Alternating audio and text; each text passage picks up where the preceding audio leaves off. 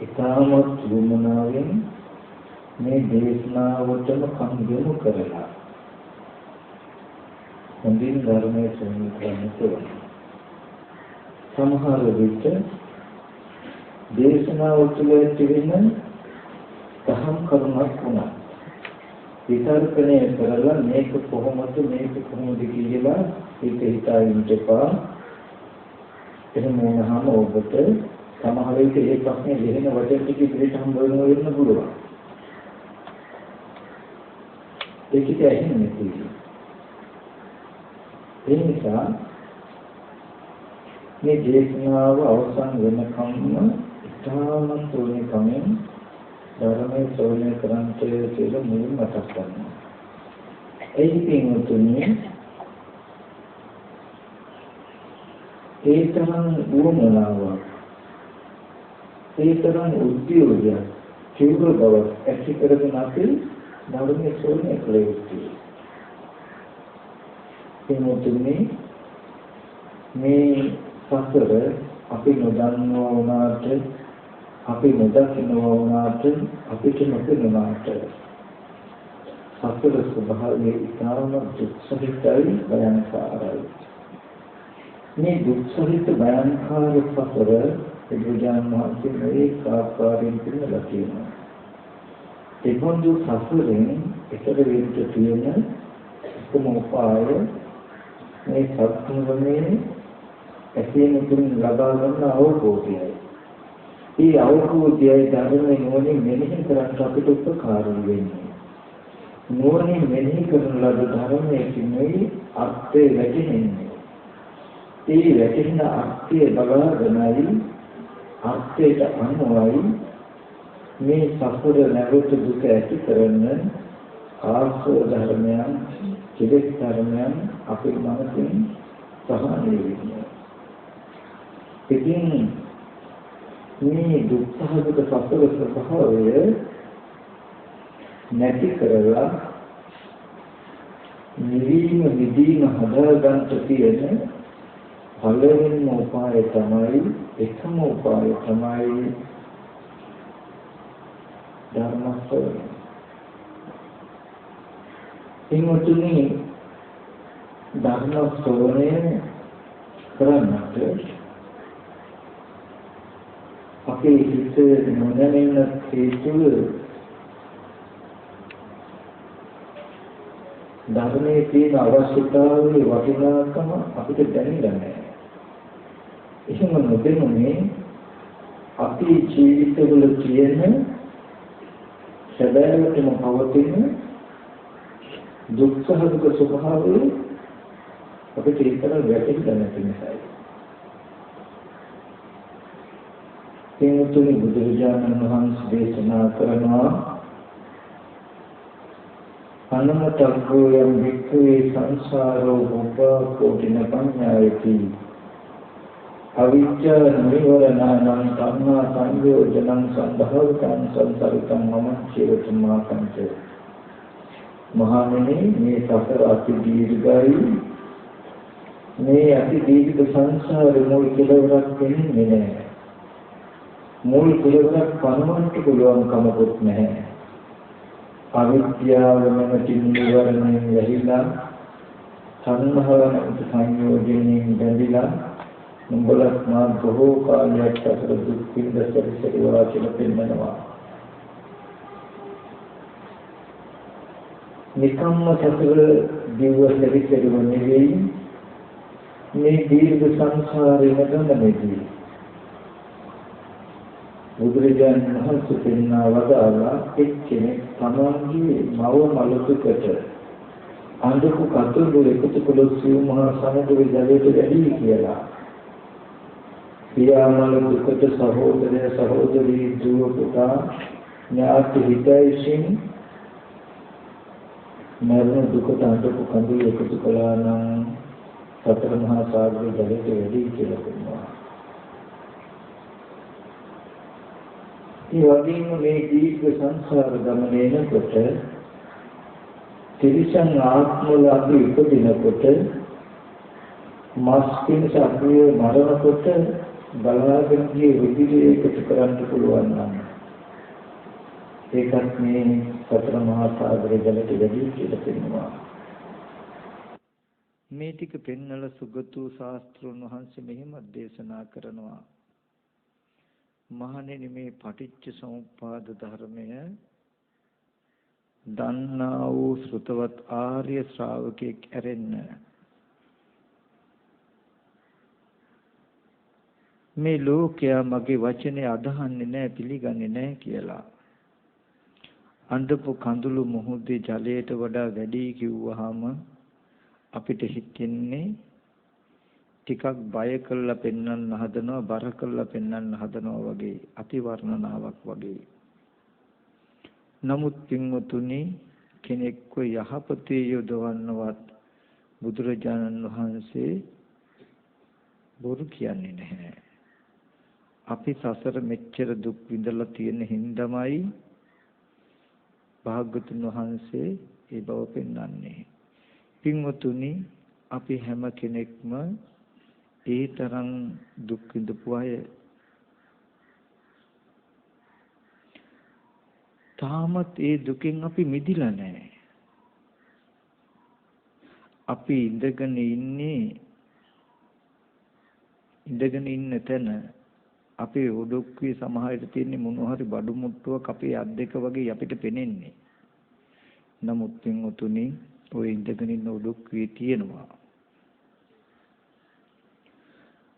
මව්මල දුක විඳින්න තියෙන හේතුව, පියාමල දුක විඳින්න තියෙන හේතුව, තමන්ගේ දුව පුතා සහෝදරය සහෝදරි මරුණාම පපුවත් ගන්නන තියෙන හේතුව තියාගෙන අපි ඉඳගෙන ඉන්නේ.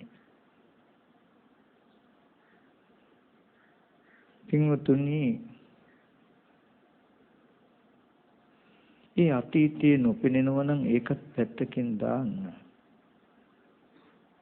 අනාගතයට විඳින්න වෙන දුකක් තියෙනම් නෝපන්න නිසා ඒකත් පැත්තකින් තබන්න. කෙනාගේ මේ ජීවිතය ආවර්ජනා කරලා බලන්න. අද දවසේ අපි හැමෝටම මව පියා සහෝදරය සහෝදරි ඥාති හිතේසින් කුමන මට්ටමකෝ නැද ඇති. ඒ අය අපි ඉද්දී මිය පරලෝ ගිහිල්ලා හෝ ඒ අය ඉද්දී අපි මැරෙන්න වීමෙන් හෝ විඳින දුක් අපිට තියෙනවනේ. මුහුදේ වතුර ගොඩාක් තියෙනවා. එක වතුර දෝතක් අරගෙන බිව්වහම තේරෙයි ලුණු රහයි කියලා.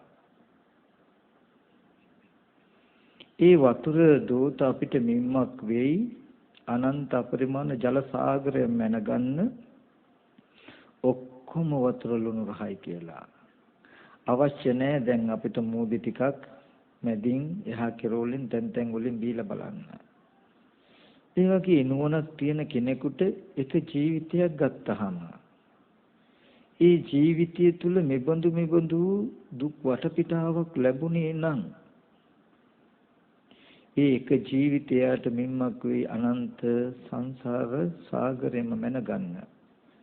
උපදින හැම ජීවිතයකම මෙහිම නේද කියලා.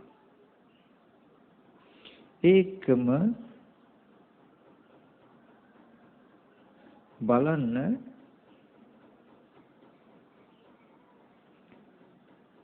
අද අපේ ජීවිතය දිහා අපි ජීවත් වෙනවා කියලා මොකද්ද කරන්නේ කියලා එහෙම බැලුවොත් අපිට එක දෙයක් තේරෙයි.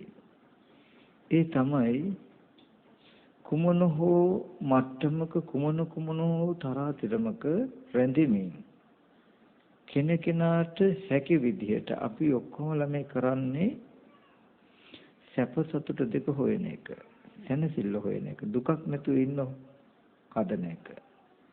තව පැත්තකින් ගත්තොත් දුක අපේ ජීවිතයෙන් අයින් කරගන්න.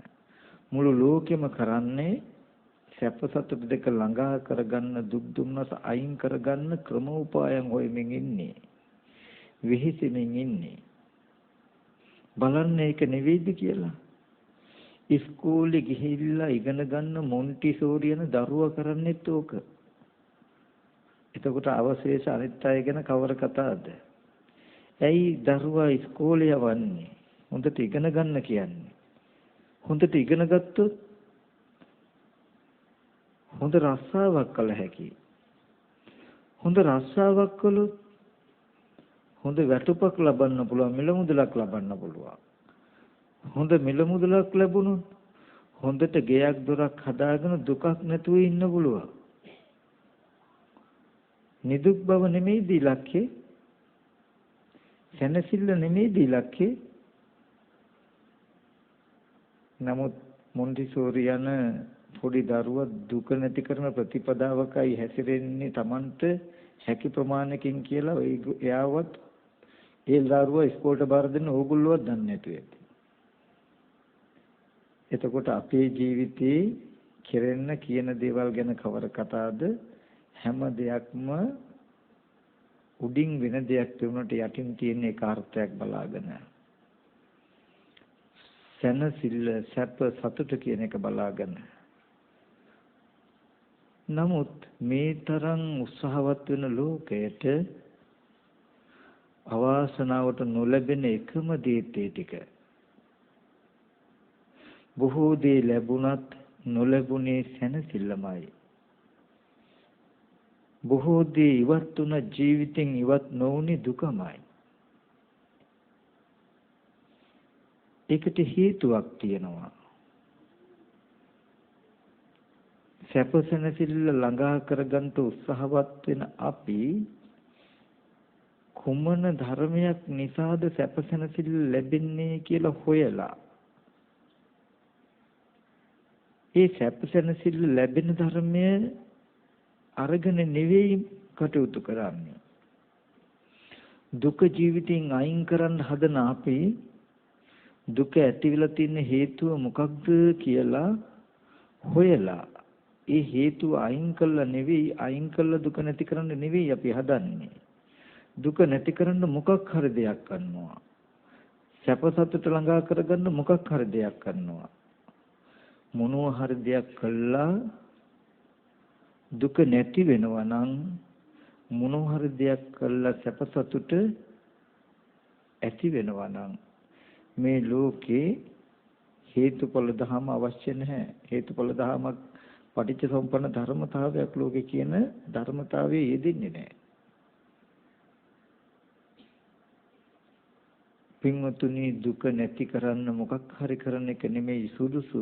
මොකක්ද කරන්න ඕනි කියන ටික ඉස්සෙල්ලා පැහැදිලි කරගන්න.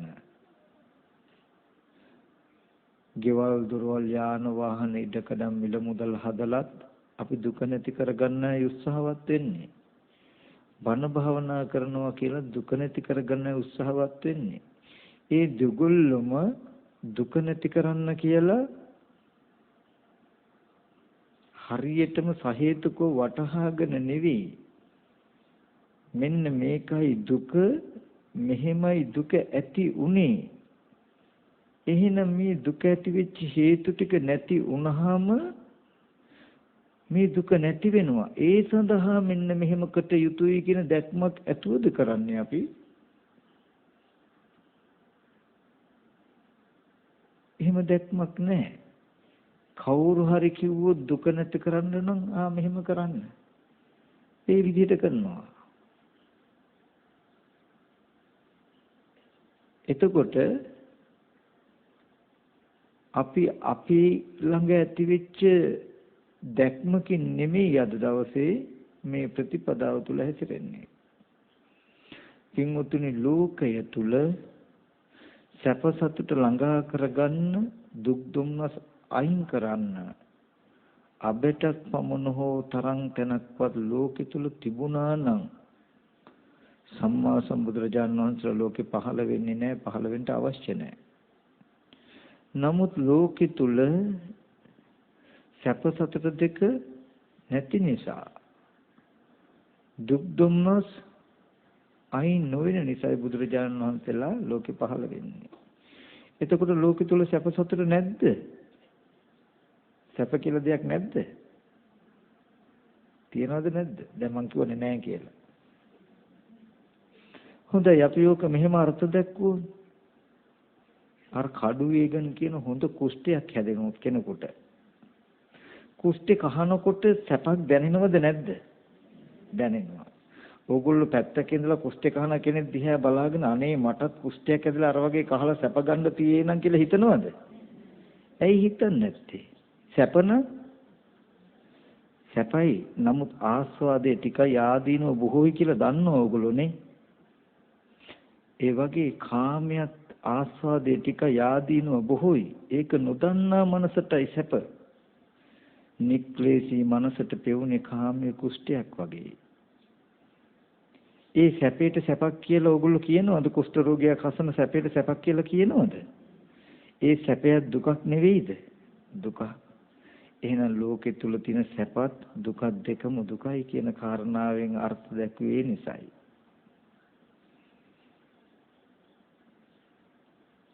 මේ ලෝකෙ තුල දුක නැති කරන්න සැප ලබන්න එකම තැනක්වත් නැති හින්දා බුදුරජාණන් වහන්සේ දුක් විඳින ලෝකයා කෙරෙහි අනුකම්පාවෙන්මයි පාරමී ධර්ම පුරලා මේ දුක් නැති කරන මාවත ලෝකෙට පෙන්වන්නයි පහළ වුණේ. ඒ බුදුරජාණන් වහන්සේ දුක පෙන්වුවා. දුක ඇති වෙච්ච හැටිත් පෙන්වුවා. දුක නැති තැනත් පෙන්වුවා. නැති කරන මගත් පෙන්වුවා. පෙන්වලා තියෙද්දි අපි ඒක ගැන හොයන්න බලන්න උත්සාහවත් වෙන්න හදන්නේ. අපේ ප්‍රශ්න විසඳ ගන්න අපි උත්සාහවත් වෙනවා. සමහරට මෙහෙමත් කේ හාමුදුරුවෝ නම් ඉතින් බන කියයි. අපිනේ දන්නේ අපි ගාව තියෙන ණයතුරුස් ගැන, දරුවගේ ප්‍රශ්න ගැන, ගෙදර ප්‍රශ්න ගැන, කන්න බොන්න නැති එක ගැන, අඳින්න පළඳින්න නැති එක ගැන කියලා. මොකද ඕගොල්ලන්ගේ දුක් ටික බුදුහාමුදුරු දේශනා කළ දුක්ඛ සත්‍යයට අයිති නැද්ද? බුදුරජාණන් වහන්සේ දේශනා කළේ ඕගොල්ලන්ගේ තියෙන ඔය ප්‍රශ්න, ගැටලු, ණයතුරු, අදාඩන, පීඩන ওই ටික අතහැරලා වෙන දුක්ඛ සත්‍යයක්ද පැනෙන්නේ? වෙන දුක්ඛ සත්‍යයක ප්‍රතිකර්මයක්ද? නෑ. පින්වතුනි, තමන්ගේ දරුවෝ දෙන්නත් මැරුණොත්, ස්වාමියාත් මැරුණොත්, අම්මා තාත්තත් මැරුණොත්, සහෝදරියොත් මැරුණොත් එක දවසක ඒ ඇති වෙන දුකද වැඩි ඕගොල්ලන්ට යම් කිසි ණයතුරුස් නිසා ඇති වෙන දුකද වැඩි? අර දුක වැඩි. හොඳයි. ඒ දුකද වැඩි කණ්ඩ බොණ්ඩ නැතිකම නිසා අඳින්න පළඳින්න මේ ජීවිතය අපි වටපිටාවේ තියෙන දුක් ටිකද වැඩි? අර දුකනේ. පින්වතුනි, පටාචාරාව කියන්නේ අර වගේ දුක් විඳ අම්මා කෙනෙක්. ඒ අම්මගේ ඒ දුකත් නෙවුනා නම් මේ ධර්මයෙන් ඊට වඩා 100,000 ගුණයකින් අඩු අපේ දුක නිවෙන්නේ නැති වෙයිද? සද්ධාවෙන්ම මේ ධර්මයට හිත තබන්න. එහෙම වුණොත් ඕගොල්ලන්ට මේ බලාපොරොත්තු වෙන අර්ථයේ උත්තරي අන්තිමට ලැබිලා ඇති. දුක ජීවිතෙන් අයින් වෙලා සැප සතුට දෙක. ඒකට යන ප්‍රතිපදාවක් තියෙනවා. ජීවිතයකට සැනසෙල්ල සාන්තිය අත් වෙන, ජීවිතයක තියෙන දුක් දුම්නස් ගෙවිලා යන ක්‍රමයක් තියෙනවා. අන්න ඒ ක්‍රමේ හරියට දැනගෙන ඒ ක්‍රමේ කළොත් මරණයෙන් පස්සේ නෙමෙයි, තව අවුරුද්දකින් දෙකකුත් නෙමෙයි, මේ අදම මේ දැම්ම ජීවිතයේ තියෙන දුක ගෙවා දාන්න පුළුවන්. ඒබඳු වටිනා දහම් ටිකක් තමයි මම දැන් කියලා දෙන්න හදන්නේ. හැබැයි මුලින්ම මතක් කරනවා එක දෙයක්. මම කියන්න හදන මේ ධර්මය කියලා දෙන්න හදන ටික අතිශයම ගැඹුරුයි. සෙලවෙච්ච මනසකින්, විසිරිච්ච මනසකින් මේ ටික අහුවට තේරුමක් නැහැ. පින්වතුනි, බුදුරජාණන් වහන්සේ සම්මා සම්බුද්ධත්වයට පත් වුණු වෙලාවේදී භාග්‍යවතුන් වහන්සේට හිතුණලු මෙන්න මෙහෙම පරිවිතර්කයක් පහළ වුණා. හිතුණා මම මේ අවබෝධ කරගත් ධර්මය අතිශය ගැඹුරුයි, හරි සියුම්. මේ කාමයේ වළඳන ලෝකයට කාමයේ තුල ජීවත් වෙන ලෝකයට මම මේ අවබෝධ කරගත්ත ධර්මය කියන්න ගියට තේරෙන්නේ නැහැ. තේරුම් ගන්න බෑ. නිකම් මට වෙහෙසක් විතරයි වෙන්නේ. ඒ නිසා මම බන නොකියන්නේ නම් මැනවි කියලා අදහසක් හිතුණා. ඒ පාර මහා බ්‍රහ්මයා මේ බුදුරජාණන් වහන්සේගේ චිත්ත පරිවිතර්කේ හඳුනාගත්තා. යම් බුදුරජාණන් වහන්සේ නමක් සම්මා සම්බුද්ධත්වයට පත් වෙලා ධර්ම දේශනා නොකළොත් ඒ කල්පේම නැසෙනවා. ඒ ලෝක ධාතුවම විනාශ වෙනවා. ඊට පස්සේ බලවත් පුරුෂයෙක් හකුලපු අත දික් කරන්නේද දික් කළ අත හකුලන්නේද ඒ බඳු වේගයෙන් භාග්‍යතුන් වහන්සේ ඉදිරියේ පහළ වෙලා දකුණ දන මඩල බිම තබාගෙන භාග්‍යතුන් වහන්සේට ආරාධනාවක් කරනවා.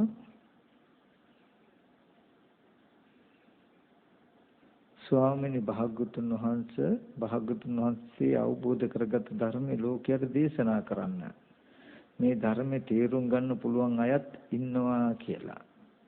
ඒ වෙලාවේදී බුදු ඇසින් ලෝකය බැලුව බලනකොට අල්ප රජස් ඇති මහා රජස් ඇති පුරුෂය ඇති බව දැක්කා. මගේ ධර්මයේ තේරුම් කරගන්න පුළුවන් අය ඉන්නවා කියලා දැක්කා.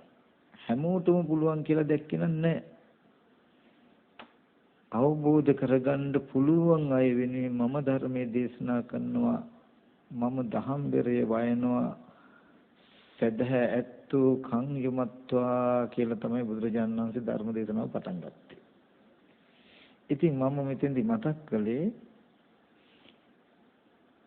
අද මම මේ පෙන්වන්න හදන්නෙත් ඒ බුදුරජාණන් වහන්සේ අපිට අනුකම්පාවෙන් දේශනා කළ ඒ ධර්මයේම විපරිත නොකොට පෙළ දහමට අනුව ඒ අර්ථයමයි. ඒක ගැඹුරුයි. අපි මෝඩ නිසායි සසර ආවේ. මෝඩ අපේ මනසට ගැළපෙන තේරෙන මට්ටමේ වචනත් මෝඩ බව මතක තබා ගන්න. අපිට පහසුවෙන් තේරෙනවා නම් ඒක මෝඩ දර්ශනයක්. එහෙනම් ඇත්තටම අපේ මෝඩකම දුරු වෙන ධර්මයක් අපිට දුරින් තියෙන්න වෙන්නේ. අපිට ඉබිල බලන ප්‍රමාණය එකක් වෙන්නම වෙනවා. එහෙම ඉන්න මට්ටම අතහැරලා ඉබිල බලන්න පුළුවන් ප්‍රමාණි දර්ශනයක් නම් තමයි මේක නිවැරදි කියලා තේරුම් ගන්න වෙන්නේ අපිට. අපිට ඒ බන තේරුනේ නෑනේ කියලා අතහැරීම නෙමෙයි තියෙන්නේ. මොකද නොතේරුනේ මොකද? අපි මෝඩ නම් අපිට තේරුණා නම් තේරෙන මට්ටම මෝඩ අපිට තේරෙන මට්ටමේ දර්ශනීය මෝඩයි. එහෙනම් ඒක තේරුන්නේ නැහැ කියන්නේ අපිට පොඩ්ඩක් එබිල බලන්න මට්ටමක තියෙන්නේ. එහෙම නේද? ඒ නිසා මේ දර්ශනය මේ පෙන්වන ධම ඉතාමත් සියුම් අර්ථයක් තියෙන්නේ. ඒ නිසා බොහොම හොඳ ඌමනාවකින් අහන්න ඕනේ. පින්වතුනි,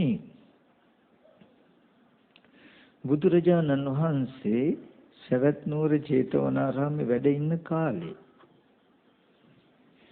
එක්තරා භික්ෂුන් වහන්සේ නමකට ප්‍රශ්නයක් ඇති වුණා. ඇති වෙලා තව ස්වාමීන් වහන්සේ නමක් ළඟට ගිහිල්ලා අහනවා, එවත්නි මේ ශාසනයේ භික්ෂුවකගේ දර්ශන විසුද්ධිය කොපමණකින් වෙනවද කියලා. මොකද්ද මේ දර්ශන විසුද්ධිය කියලා කියන්නේ? දර්ශන විසුද්ධිය කියන්නේ දැකීම පිරිසිදුයි. නැත්තම් සම්මා දිට්ඨි දැකීම නිවැරදි. නිවැරදි දැකීම වෙනවද? සම්මා දිට්ඨිය වෙනවද? තව පැත්තකින් දිට්ඨි සම්පන්නයෙක් වෙනවද? තව පැත්තකින් සුවාම් පුද්ගලයෙක් වෙනවද කියන ප්‍රශ්නේ යහුවේ. කොපමණකින් මේ ශාසනයේ භික්ෂුවකගේ දර්ශන විසුද්ධිය වෙනවද කියලා. ඒ වෙලාවේදී ඒ ස්වාමීන් වහන්සේ පෙන්නනවා ස්පර්ශ ආයතන හයත් ස්පර්ශ ආයතන හයේ ඇතිවීමත් නැතිවීමත් කෙනෙක් දන්නවනම් දකින්නවනම් මෙපමණකින්ම දර්ශන විසුද්ධි කියලා උත්තරයක් දුන්නා. ඒ අනිත් භික්ෂුන් වහන්සේගේ උත්තරේ මේ භික්ෂුව සතුටුුනේ නෑ, මේ ස්වාමීන් වහන්සේ සතුටුුනේ නෑ. තවත් ස්වාමීන් වහන්සේ නමක් ළඟට ගියා. ගිහිල්ලා ඇහුවා, "ඇවැත්නි, මේ ශාසනයේ භික්ෂුවකගේ දර්ශන විසුද්ධිය කොපමණකින් වෙනවද කියලා?" ඒ ස්වාමීන් වහන්සේ උත්තර දුන්නා, "පංච උපාදානස්කන්ධයත් පංච උපාදානස්කන්ධයේ ඇතිවීමත් නැතිවීමත් යම් කිසි කෙනෙක් දන්නේ නම් දකින්නේ නම් මෙපමණකින් දර්ශන විසුද්ධි කියලා සෝවාන් කියලා." ඒ උත්තරේට සතුටුුනේත් නැහැ. තවත් ස්වාමීන් වහන්සේ නමක් හම්බ වෙන්න ගියා. ගිහිල්ලා ඒ ස්වාමීන් වහන්සේගෙන් අහනවා, "ඇවැත්නි, මේ ශාසනයේ භික්ෂුවකගේ දර්ශන විසුද්ධිය කොපමණකින් වෙනවද?" ඒ ස්වාමීන් වහන්සේ පෙන්වුවා, "යම් වෙලාවක සතර මහා ධාතුව සතර මහා ධාතුවේ ඇතිවීමත් නැතිවීමත් දකින්නේ නම් මෙපමණකින් දර්ශන විසුද්ධි කියලා." ඒ උත්තරෙන් සතුටුුනේත් නැහැ. සතුට වෙලා තව ස්වාමීන් වහන්සේ නමක් ළඟට ගියා. ඒ ස්වාමීන් වහන්සේගෙන් ඇහුවා, "මේ ශාසනයේ භික්ෂුවකගේ දර්ශන විසුද්ධිය කොපමණකින් වෙනවද?" ඒ වෙලාවේදී ඒ ස්වාමීන් වහන්සේ පෙන්වුවා, "සමුදය ස්වභාව කොට තියම් ධර්මයක් වෙයි නම් ඒ සියල්ල නිරුද්ධ වෙන ස්වභාවයෙන් කියලා දැක්කොත්, යං කිංචි සමුදය ධම්මං සබ්බන්තං නිරෝධ ධම්මං කියලා දැක්කොත් දර්ශන විසුද්ධිය වෙනවා." ඒකට සතුටු වෙන්නේ නැහැ. සතුටු නොවි භාග්‍යවතුන් වහන්සේ ළඟට ගියා. ගිහිල්ලා භාග්‍යවතුන් වහන්සේට ප්‍රකාශ කරනවා, "ස්වාමීනි, භාග්‍යවතුන් වහන්සේ, මට ප්‍රශ්නයක් ඇති වුණා. මේ ශාසනයේ භික්ෂුවකගේ දර්ශන විසුද්ධිය කොපමණකින් වෙනවද කියලා. මම එක්තරා ස්වාමීන් වහන්සේ නමක් ළඟට ගිහිල්ලා අහනකොට ඒ ආයස්මතුමට මෙහෙම පෙන්වුවා. මෙහෙම කිව්වා. අනිත් කෙනා ගාවට ගියාම එයා මෙහෙම කිව්වා. අනිත් කෙනා ගාවට ගියාම මෙහෙම කිව්වා. අනිත් කෙනා ගාවට මෙහෙම ගියාම මෙහෙම කිව්වා. ස්වාමීනි, භාග්‍යවතුන් වහන්සේ, සැබෑවටම කොපමණකින් දර්ශන විසුද්ධිය වෙනවද කියලා." මේ කාරණාව කිව්වහම බුදුරජාණන් වහන්සේ නෑ මේ කාගේ භාෂිතේද හරි කියලා ඇහුවා. ඒ වෙලාවේදී භාග්‍යවතුන් වහන්සේ උපමාවක් දේශනා කළා. මේ සූත්‍රයේ නම කිංසුකෝපම සූත්‍රය. කිංසුක කියලා කියන්නේ කෑල ගහට නමක්. කෑල ගහකට උපමා කළා භාග්‍යවතුන් වහන්සේ උපමාවකින් මේ භික්ෂුවට අර්ථය පෙන්වුවා.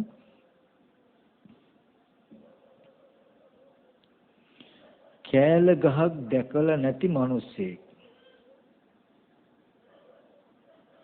කෑල ගහ කියන එක කවදාවත් දැකලා නැති මිනිස්සෙකුට ඕන වුණා කෑල ගහ මොන වගේද කියලා දැනගන්න. කෑල ගහක් දන්නවා කෑල ගහක් දැකලා තියෙනවා කියන මිනිස්සෙක්ව ගෙන්නලා ඇහුවා, පුරුෂයෙක් කෑල ගහ කියන්නේ මොකක් වගේ එකක්ද කියලා. මේ මිනිස්සයා කියනවා කෑල ගහ කියන්නේ දාගිය කණුවක් වගේ කියලා. ඒ කියන්නේ පිච්චිච්ච අඟුරු වගේ අඟුරු වෙච්ච කළු පාට කණුවක් වගේ එකක් කෑල ගහ කියනවා. එයා දුන්න උත්තරෙන් සතුටුුනේ නෑ මෙයා. කෑල ගහ දැකලා තියෙනවා කියන තව පුද්ගලයෙක් ගෙන්නුවා. ගෙන්නලා ඇහුවා කෑල ගහ කියන්නේ මොන වගේ එකක්ද කියලා. ලේවන් පාට මස් වැදල්ලක් වගේ එකකටයි කෑල කියලා කෑල ගහ කියන්නේ කියලා මෙයා උත්තර දුන්නා. ඒ වචනෙන් සතුටුුනේත් නෑ. කෑල ගහ දැකලා තියෙන තව පුද්ගලයෙක් ගෙන්නුවා. ගෙන්නලා කෑල ගහ කියන්නේ මොන වගේ එකක්ද කියලා ඇහුවා. පැසුණු කරල් ඇති ගැලවිච්ච පොතු ඇති මහරි ගහක් වගේ එකක් කෑල ගහ කියන්නේ කියලා උත්තර දුන්නා. ඒකෙන් සතුටුුනේත් නෑ. කෑල ගහ දැකලා තියෙනවා කියන තව පුද්ගලයෙක් ගෙන්නවා. පුරුෂය කෑල ගහ මොන වගේද කියලා ඇහුවා. අතුපතර විහිදී ගිය ඝනට වැඩුණු මහ විශාල නුග වෘක්ෂයක් වගේ ගහකුයි කෑල ගහ කියන්නේ කිව්වා. ඇයි මේ හතර දිනක් උත්තර හතර?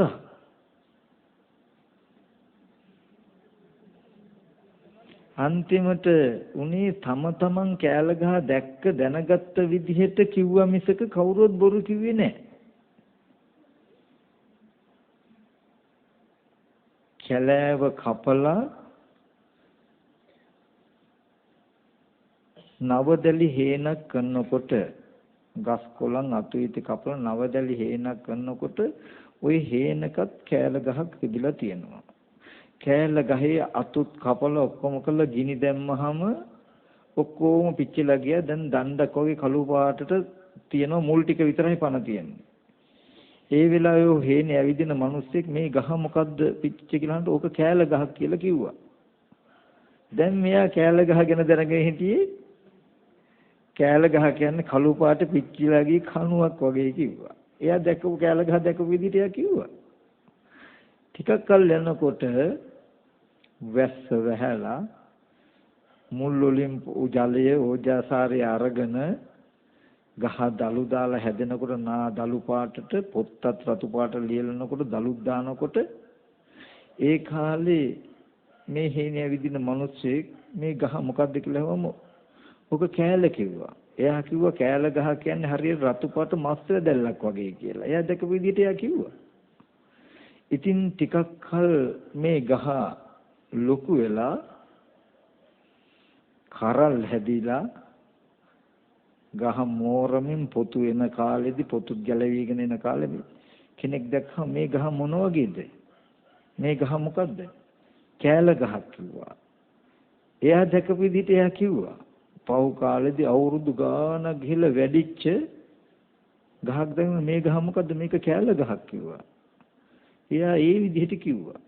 කෙනා දකින පරිදි දැක්ක පරිදි තමන්ට දැනගත්ත පරිදි එයා කිව්වා මිසක එක්කෙනෙක්ව බොරු කිව්වේ නැහැ. ඒ වගේ දර්ශන විසුද්ධිය කෙනා දන්න පරිදි දැක්ක පරිදි දර්ශන විසුද්ධිය මේකයි කියලා කිව්වා. එක්කෙනෙක්වත් බොරු කිව්වේ නැහැ කියලා බුදුරජාණන් වහන්සේ ওই උපමාවෙන් කිව්වා. අරගොල්ලෝ කියපු එක හරි කෙනා හැබැයි දැක්ක විදිහටයි කිව්වේ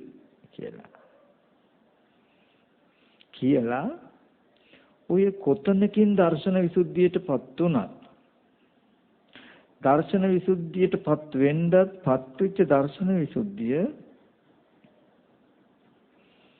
වඩන්නත් තියෙන තැන උපමා කළ උපමේයකින් බුදුරජාණන් වහන්සේ අර්ථය පෙන්වුවා.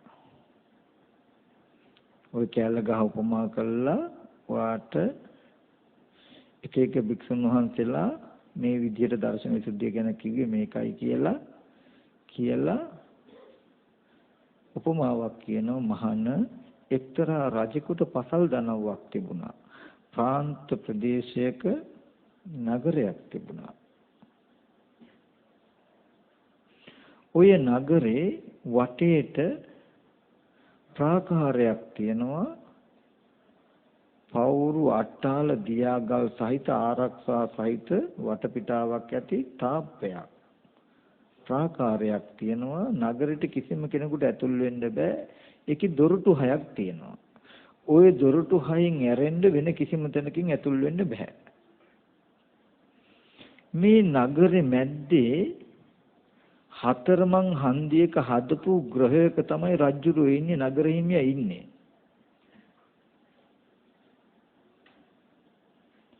ওই දොරටු 6 තියෙනවා දක්ෂ වික්ත පඬිත දන්නා හඳුනන අය ඇතුල් කරන්න, නොදන්නා නොහඳුනන අය ඇතුළට නොගන්න දොරටුපාලේ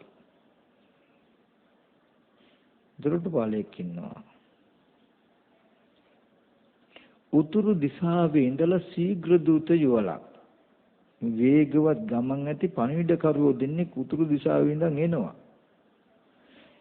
ඇවිල්ලා දොරටුපාලයෙන් අහනවා මේ නගර හිමියා කොයිද කියලා. මේ රජේ රජුදෝ කොහෙද කියලා. ඊට පස්සේ කියන මැද සිව්මන්සලේ ඉන්නේ කියලා.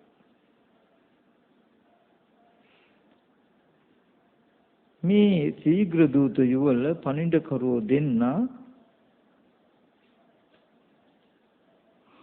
ඌ පරිදි වචනේ නගර හිමියට පවර්ලා දීලා ආමගෙම යනවා. බොරුවක් කියන්නේ නැතුව බොරුවක් කරන්නේ නැතුව ගෙනාපු පණිවිඩය ඒ ආකාරයෙන්ම පවර්ලා දීලා තියෙන විදිහටම පණිවිඩය පවර්ලා දීලා සැබෑ විදිහටම පණිවිඩය පවර්ලා දීලා ආමගින්ම ආපහු යනවා.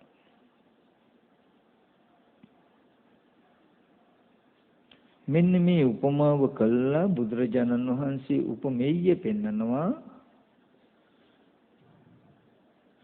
මහණෙනි නගරය කියලා කියන්නේ මව්පියන්ගේ ලේ ධාතුව නිසා හැදුණු කන බොන ආහාරයෙන් පෝෂණය වෙන අපේ ශරීරයට නම. දොරටු හයක් ඇති ප්‍රාකාර කියලා කිව්වේ ඇහැ කන දිව නාසය ශරීරය මනස. ඔය දොරටු හයෙන් මිසක වෙන කිසිම තැනකින් පණිවිඩයක් ඇතුළට ගන්න බෑ. කෙනෙකුට එන්න බෑ. වෙන කිසිම තැනක් නෑ කියන එක පෙන්වන්නයි ආරක්ෂිත දියාගල් ඇති අට්ටාල ඇති පවුරු පදනම් ඇති තාප්පයක් කියලා කිව්වේ. මේ දොරටු වලින් ඇරෙන්න වෙන කෙනෙම තැනකින් එන්න බෑ කියන එක අර්ථ දක්වන්නයි.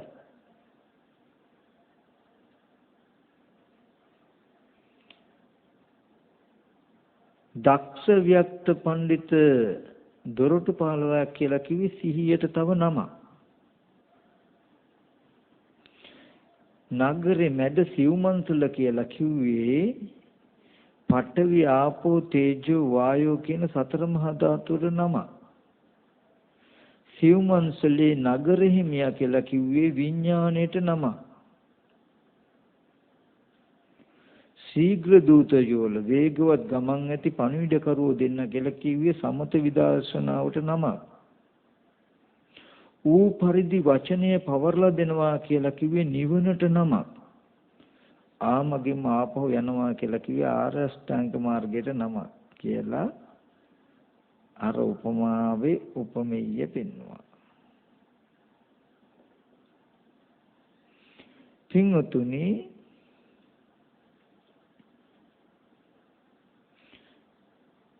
මෙන්න මේ ටික දැන් බලමු. මේ කවුරුවත් ගැන නෙමෙයි මේ උපමාවෙන් කියන්නේ කෙනා කෙනාගේ අපේ ජීවිතය ගැන.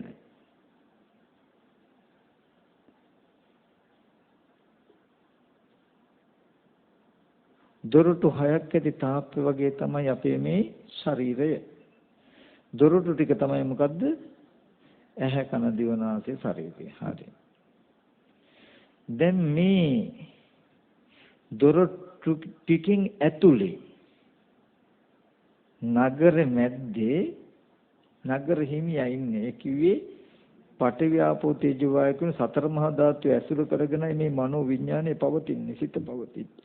විඥානේ පවතින්නේ. දැන් අද තියෙන தත්ත්වය අපි ඉස්සෙල්ලා බලමුකෝ. අපි මේ නගරේ නගර හිමියා සිව්මන්සලේ ඉන්නේ. හැබැයි අපි මේ දොරටුව ගාව තබලා තියෙන දොරටු පාලයා අද දවසේදී අව්‍යක්ත නුවණ නැති අසිහිය නැමැති දොරටු පාලයක් තමයි අපි අද මේ දොරටු හයේ තියලා තියෙන්නේ.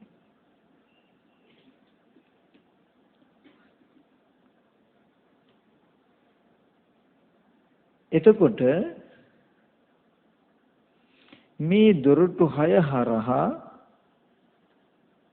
අද පණිවිඩ ගෙනත් දෙන්නේ අපිට අවිජ්ජා භව තණ්හා කියන පණිවිඩ කරවෝ දෙන්න. අසිහිය කියන දොරටුපාලය හරහා නගර හිමියට පවර්ලා දෙන්නේ ඌ දෙයක් නෙමෙයි නෝ දෙයක්. ඇස් ඉදිරි පිටට පැමිණෙන්නේ මේ දොරටුව ඉදිරි පිටට දොරටුවෙන් එහා තියෙන දේ අනාත්ම දෙයක්. ආත්ම වූ කෙනෙක් ඉන්නවා කියන පණිවිඩේ මේ අව්‍යක්ත දොරටුපාලය හරහා නගර හිමියට පවර්ලා තියෙනවා. අපි දැනගන්න ඇස් ඉදිරි පිටට එන දේ ආරම්භය දැනගන්න මිම්ම දැනගලා අවසන් වෙන මට්ටමටයි නගර හිමියට වචනේ පවර්ලා දෙනවා කියලා කියන්නේ.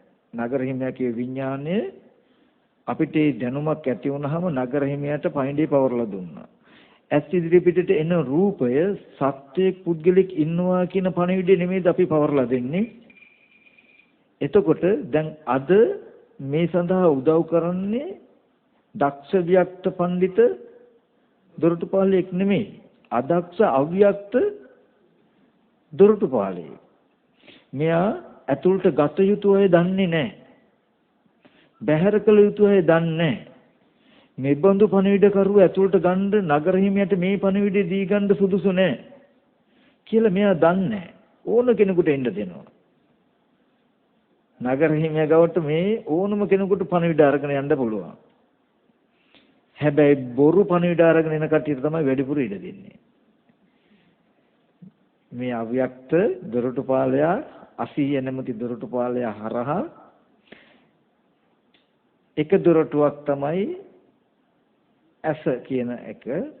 ඒ දොරටුව ගාවින් අවිද්‍යා භව තණ්හා කියන මේ දූතය වල එනවා අව්‍යක්ත දොරටුපාලයාගෙන් අහලා නගර හිමියට පවර්ලා දෙනවා මොකද සත්‍යෝ ඉන්නවා පුද්ගලයෝ ඉන්නවා කියලා. ආත්මයි. ඊට පස්සේ ඊගාවට පවර්ලා දෙනවා මෙයා කොහොමද? ඇහිම් බලන්ඩ ලස්සන උයන් තියෙනවා, වතු තියෙනවා, මගුල් ගෙවල් තියෙනවා, කාර් තියෙනවා, ලස්සන ගොඩනැගිලි තියෙනවා, සෙල්ලම් බඩු තියෙනවා, ලස්සන ලෝකවල් තියෙනවා කියලා දැන් ඔය වගේ විස්තර කිව්වොත් අහවල් දිවයිනේ හරි ලස්සන චිත්‍රපටි පෙන්නනවා, හොඳ සංගීත සම්දර්ශය තියෙනවා, හොඳ නාට්‍ය තියෙනවා, හරි ලස්සන බුමුතුම අතරපු ගොඩනැගිලි තියෙනවා, පුදුමාකාර වාහන තියෙනවා කියලා ඔය වගේ විස්තර ටිකත් යන්න හිතෙනව නේද? ඕගොල්ලන්ට මේ ඇහෙට එපිටින් තියෙන ලෝකයේ ඇති දුක්ඛදායක සැබෑ ස්වභාවය නෙමෙයි පෙන්වන්නේ නගර හිමියට. ආපහු රූප හොයාගෙන දුවන්න හිතෙන බලන්න හිතෙන ලස්සන විස්තර ටිකක් තමයි පෙන්වන්නේ. දුක් දී සැප හැටියට තමයි මෙයා පවර්ලා තියෙන්නේ. එහෙම නෙමෙයිද අද දවසේදී නගර හිමියට එන්න පණිවිඩ. ඊට පස්සේ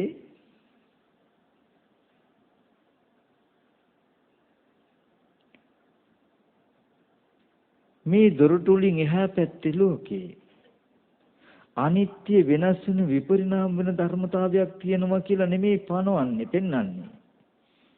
බලන්න ඉස්සෙල්ලා තියෙනවා තියෙන දෙයක්මයි පෙනෙන්නේ පෙනුණු දේවල් තියෙනවා කියන පණිවිඩයයි ඕගලන්ට නගර හිමියට ලබා දෙන්නේ. ඕගොල්ලෝ යන්න ඉස්සෙල්ලත්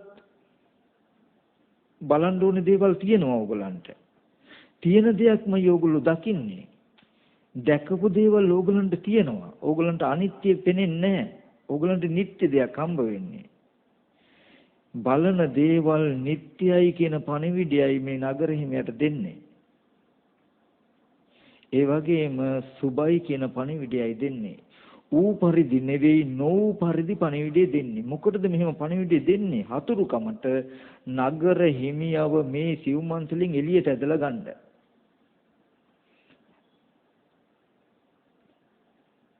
නගර හිමියා ඉන්නේ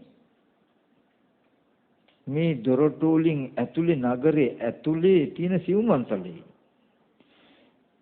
ඒ දොරටු වලට එහා පැත්තේ තියෙන නිට්ටයයි සැපයි ආත්මයි සුබයි කියන විස්තර ටික කිය පවර්ලා දෙන්නේ මොකටද? මේ නගර හිමියාගේ හතුරු නගර හිමියව එළියට දාලා හතුරුකම් කරන්න ගහන්න මරන්න කපන්න කොටන්න දුක් දෙන්න. දැන් ඔය උගුලේ පැටලිලා නගරෙහිමිය හැම වෙලාවෙම ඉන්නේ රූප හොයෝ රස්ත්‍ය දුවේවි. නගරෙන් පිට තමයි ඉන්නේ. දොරටු වලින් පිට.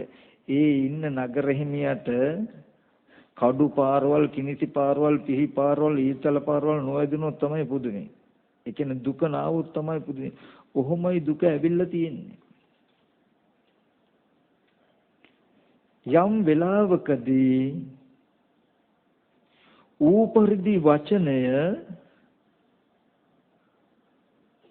ඌපරිදි වචනය නගර හිමියට පවරන්න පුළුවන් නම්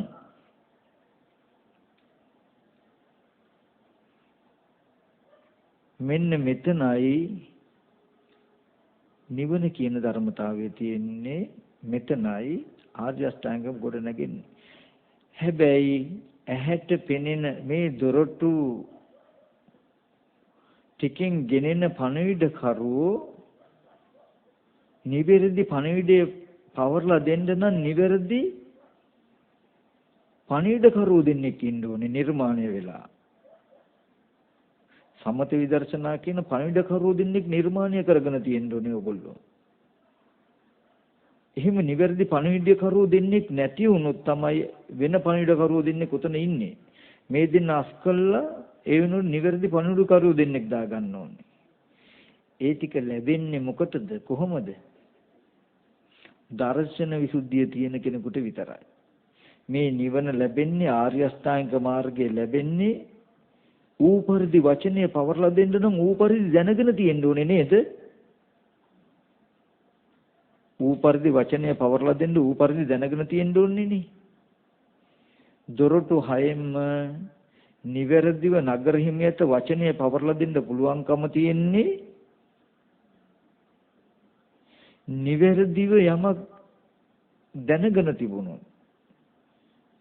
නිවැරදිව වචනය පවර්ලා දෙන්න නිවැරදි දැනගැනිල්ලක් ඇති වෙන්නේ පින්වතුනි දර්ශන විසුද්ධිය තිබුණොත්, ditthi සම්පන්න බව තිබුණොත්. ditthi සම්පන්න බව ඇති වෙන්න නම් ඕගොල්ලෝ කුමන හෝ පర్యాయකින් එක්ක දුක, දුකේ ඇතිවීම නැතිවීම හෝ ස්පර්ශ ආයතන 6යි ඒකේ ඇතිවීම නැතිවීම හෝ පංච උපාදානස්කන්ධය ඒකේ ඇතිවීම නැතිවීම හෝ සතර මහා ධාතු ඒකේ ඇතිවීම නැතිවීම හෝ හටගන්න හැම දෙයක්ම නැති වෙනවා කියන තැන හෝ දැනගෙන තියෙන්න ඕනේ.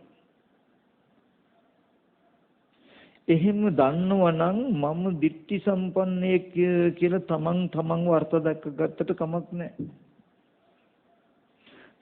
සතර මහා ධාතු පංච උපාදානස්කන්ධයත් ඇතිවීමත් නැතිවීමත් ස්පර්ශ ආයතන 6 ඇතිවීමත් නැතිවීම මේ කුමන හෝ පర్యాయකින් දැනගන්න ඕනේ. මම දැන් ඕගොල්ලන්ට පෙන්නනවා සතර මහා ධාතු අනිත් ඕන තැනකින් පෙන්වන්නේ. නමුත් මෙතනින් ගත්තොත් සරල නිසා සතර මහා ධාතුව සතර මහා ධාතුවේ ඇතිවීමත් නැතිවීමත් මම ඕගොල්ලන්ට පෙන්නනවා. මෙන්න මේ ටික හොඳට අහගන්න ඕනේ. අහගත්තට පස්සේ ඕගොල්ලන්ට පුළුවන් දක්ෂ ව්‍යක්ත පඬිත දොරටුපාලයක් හදාගන්න. දොරටුපාලියව තබාගෙන ඌ පරිදි ඒ අහගත්තාට පස්සේ අහගත්ත දේ හැම වෙලාවෙම නගර හිමියට පවර්ලා දෙන්න. ඒකටයි නිවන් මඟ කියලා කියන්නේ. ආර්ය අෂ්ටාංග මාර්ගය කියන්නේ. දුක නැති වෙන ප්‍රතිපදාව උපදින්නේ එතකොට.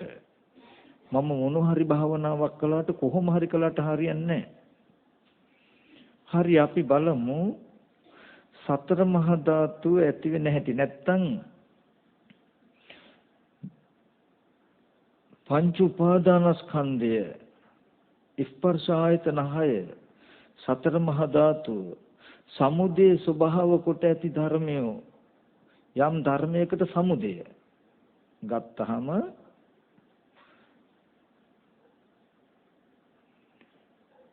මේ ස්කන්ධයේ උදේත්වයත් කියන එකට කෙටි වචනයක් ඔය.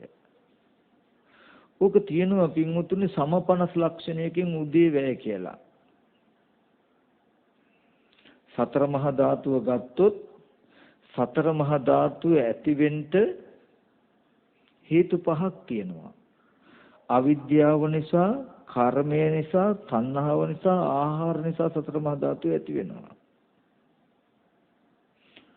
අවිද්‍යාව හෝ නැති වුණොත් කර්මය හෝ නැති වුණොත් තණ්හාව හෝ නැති වුණොත් ආහාර හෝ නැති වුණොත් සතර මහා ධාතුව නැති වෙනවා. රූප උපාදාන ස්කන්ධය ඇති වෙන්නේ අවිද්‍යාව කර්ම තණ්හා ආහාර නිසා රූප උපාදාන ස්කන්ධය ඇති වෙනවා. අවිද්‍යාව කර්ම තණ්හා ආහාර නැති වුණොත් රූප උපාදාන ස්කන්ධය නැති වෙනවා. මේ සතර මහා ධාතුවේ ඇතිවීම නැතිවීම. සතර මහා ධාතුව සතර මහා ධාතුවේ ඇතිවීමත් නැතිවීමත්. දැන් ඔහොම කිව්වට තේරුන්නේ නැහැ නේ. තේරුණාද? නැහැ. ඕකටත් කියන්නේ පෙළ තාම අර්ථය නෙමෙයි. ওই වචන ටිකක් විතරයි. ওই ටික දැනගත්තා කියලා ditthi සම්පන්න වෙන්න බෑ. අර්ථ දෙකේ නැහැ. ඒක ජීවිතයෙන් පෙනෙන්න ඕනේ. ඒකටත් මම උපමාවකින් කියලා පෙන්වන්නම් ප්‍රපංච නොකොට හොඳට අහන්න ඕනේ. හරි. අපි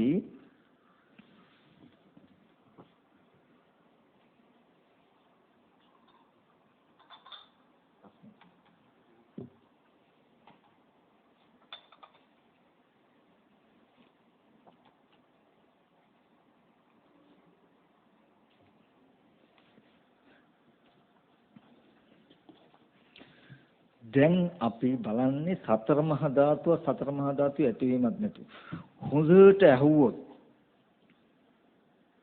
මේ දේශනාව අවසානයේදී කතා දෙකක් නැතුවම ditthi සම්පන්නෙක් වෙන්න පුළුවන්මයි. ඒ ධර්මයේ සුවක්හතයි ඉච්චරම. හැබැයි සම්මන්තම තේරෙන්න ඕනේ මට කියන්න බෑ ඕගොල්ලෝ සෝවාන් වුණා කියලා ditthi සම්පන්නයි කියලා. දර්ශනේ සම්පන්නයි කියලා. හැබැයි Tamanට තේරෙනවා. ඒ හින්දා හොඳම අවස්ථාවක් මේ පුළුවන් නම් ඔන්න අල්ලගන්න. හරිද? දැන් මම උපමාවක් කියන්නම් ඕගලන්ට. එක්තරා වඩු මහත්තයෙකුට ඕනේ වෙනවා ඉඳ ගන්න යමක්. පුටුවක් හදන්න ඕනේ. එයා ඉස්සෙල්ලාම කරන්නේ දැන් මේ ඉඳගෙන ඉන්න මම ඉඳගෙන ඉන්න රූපේ. ඔයගොල්ලන්ගේ වහරින් කිව්වොත් පුටුව කියන්නකෝ ඉඳගෙන ඉන්නේ. මේ රූපය හදන්න ඉස්සර වෙලා මේක හදපු වඩු බාස්ට බැහැ නිකම්ම හදන්න. එයා ඉස්සෙල්ලාම කරන්නේ මොකද්ද? හිතින් චිත්තජ රූපයක් හදා ගන්නවා. හිතේ රූපයක් හදා ගන්නවා රූප සටහන. හිතේ හදා ගන්න රූප සටහනට නම් කරනවා පුටුව කියලා. මම පුටුවක් සිහි කරගන්න. එයා පුටුවක් සිහි කරගන්නවා. මං හදන පුටුවේ ඇඳ මේ විදිහටයි මේ විදිහේ ලියවැලක් දාලා. පාදය මේ හැඩයට මේ විදිහේ කැටයමක් සකස් කරලා. අත තියෙන ඇඳ මේ විදිහට හදනවා කියලා ඉස්සෙල්ලා හිතේ පුටුවක් හදනවා නේද? හදනවද නැද්ද? හදනවා. දැන් මේ හිතේ හදාගත්ත මේ නිමිත්තට තමයි පින්වතුනි සංඛාරය කියලා කියන්නේ කර්ම නිමිත්ත කියලා කියන්නේ. රූපං රූපත්ථාය සංඛතං අபிසංකරොන්ති තී සංඛාරෝ. සංඛාරය කියන්නේ මොකද්ද? රූපයේ පිනිස රූපයක් සකස් කරලා පිළියෙල කර ගන්න ගමටයි සංඛාර කියලා කිව්වේ. බාහිර රූපයක් හදන්න කලින් මනසේ රූපයක් හදලා පිළියෙල කරගත්තාම ඒ මනසේ හදාගෙන පිළියෙල කරගත්ත රූපෙටයි සංඛාරය කියලා කිව්වේ. රූපං රූපත්තාය සංකතං. රූපත්තාය කියලා කිව්වේ මේ බාහිර රූපයට තමයි. බාහිර රූපයේ පිනිස මනෝමය රූපයක් හදලා පිළියෙල කරලා සකස් කරගත්තාම ඒ මනෝමයෙන් හදලා පිළියෙල කරගත්ත සකස් කරගත්ත රූපෙට කිව්වා සංඛාර කියලා. අවිද්‍යාව පත්‍ය සංඛාරා කියලා කියන්නේත් මෙන්න මේකට. දැන් බාහිර පුටුව කියලා කිව්වොත් ඔය පුටුව හැදෙන්න නම් සතර මහා ධාතු තියෙනවනේ. හිතේ තියෙන පුටුව හැදෙන්නත් ප්‍රත්‍යක් තියෙන්න එපා නේද? දැන් හිතේ හදාගත්ත පුටුව කියන නිමිත්තක් රූපයක් තියෙනවනේ. ඒ රූපෙට පුටුවනේ කියන්නේ දැන්.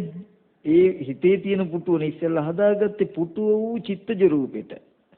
ඒ සංඛාර රූපෙට සංඛාර නිමිත්තට ප්‍රත්‍යයක් තියෙනවා. ඒකට ප්‍රත්‍ය තමයි මොකද අවිද්‍යාව ප්‍රත්‍යයයි. අවිද්‍යා ප්‍රත්‍යයෙන් උපන්න සංඛාරය තමයි මේ හිතේ හදාගත්ත නිමිත්ත රූපේ. ඒ රූපෙටයි නම් කරන්නේ පුටුව කියලා. ඊට පස්සේ පුටුවක් හදාගන්න හරි උවමනාව දැන්. මම මේ පුටුව හදාගන්න ඕනේ. හිතේ තියෙන පුටුව හදාගන්න ඕනේ. කියන උවමනාව තියාගෙන උවමනාව නිසා කීයත අඬු මිටි කැටි පොරෝ ඔක්කොම ටික අරගෙන කැලේකට යනවා. ගිහිල්ලා ගහක් කපනවා. ගහ කියන එක බලන්න හොඳට. පොළවේ තියෙන ඕජා සාරය නැත්තම් ගහ හැදෙනවද? පඨවි ස්වභාවය නැත්තම් ගහක් හැදෙනවද? වායෝ ස්වභාවය තේජෝ ස්වභාවය නැත්තම් හැදෙනවද? නෑ. මේ පඨවි ආපෝ තේජෝ වායෝ කියන සතර මහා ධාතුවේ සංකලනය තමයි ඕජා සාරය හැටියට උරාගෙන මේ ගහ කියලා හැදිලා තියෙන්නේ. ඔන්න දැන් ගහක් කපලා ලෑලි වලට කෑලි වලට ඉරලා හිතේ තියෙන හැඩේ බලාගෙන හැඩේට අනුව සතර මහා ධාතු රූපේ අවකාශ ධාතුවේ රාශි කරනවා.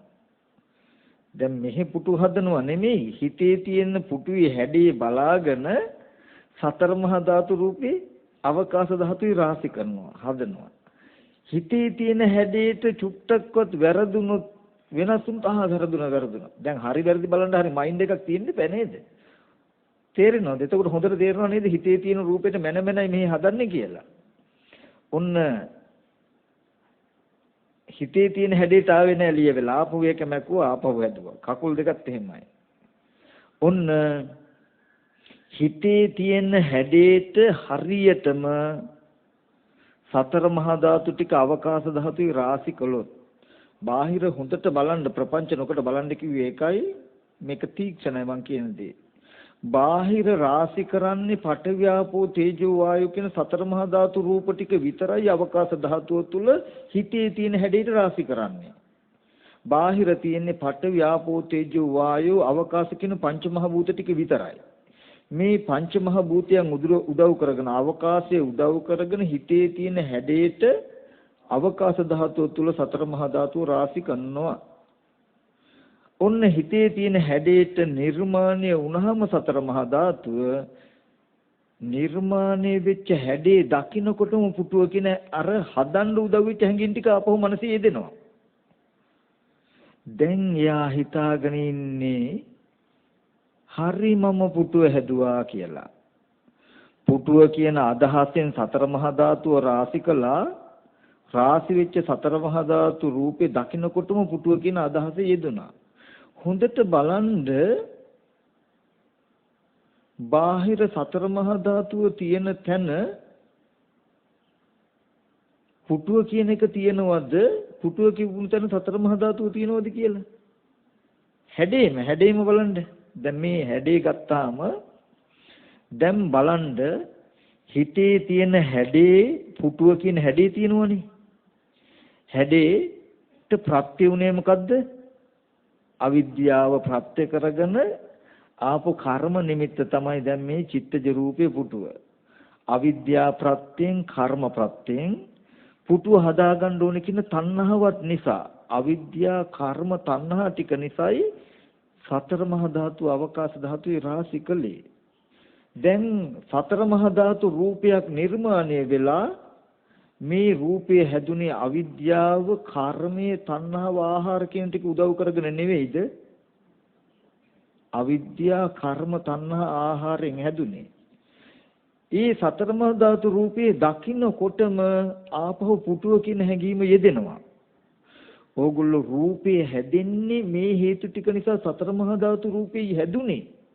ඒ සතර මහා ධාතු රූපේ දකින්නකොට ආපහු මේ පුටුව කියන අවිද්‍යා කර්ම තණ්හා කියන ගතියම මගේ මනසේ ඉදිලා නේද කියලා දකින්න නැතුවම සතර මහා ධාතු පුටුවයි කියලා උපාදාන කරගෙන ඉන්නේ. දැන් ඕගොල්ලෝ සතර මහා ධාතුවේ පුටුවයි කියලා බැඳිලා ඉන්නේ. මනසේ තියෙන gati හඳුන්වන්නේ නැතුව සතර මහා ධාතුව කැඩෙනකොට පුටුව කැඩුනා, පුටුව හොරු ගෙනිච්චා, පුටුව මගේ කියලා රණ්ඩු වෙනවද නැද්ද? දැන් හොඳට බලන්න අපේ ඇහි වැරදීමෙන් ස්කන්ධයේ උදේවැය නොදන්නා කමින් සතර මහා ධාතුවේ නිමේද දැන් අපි ඇලිලා බැඳිලා ඉන්නේ. කෙනෙකුට පෙනෙනවා නම් සතර මහා ධාතුව විදිහට එයාට වෙනව මොකක්ද? මේ සතර මහා ධාතු රූපේ හැදිච්ච හැටි දකින්න.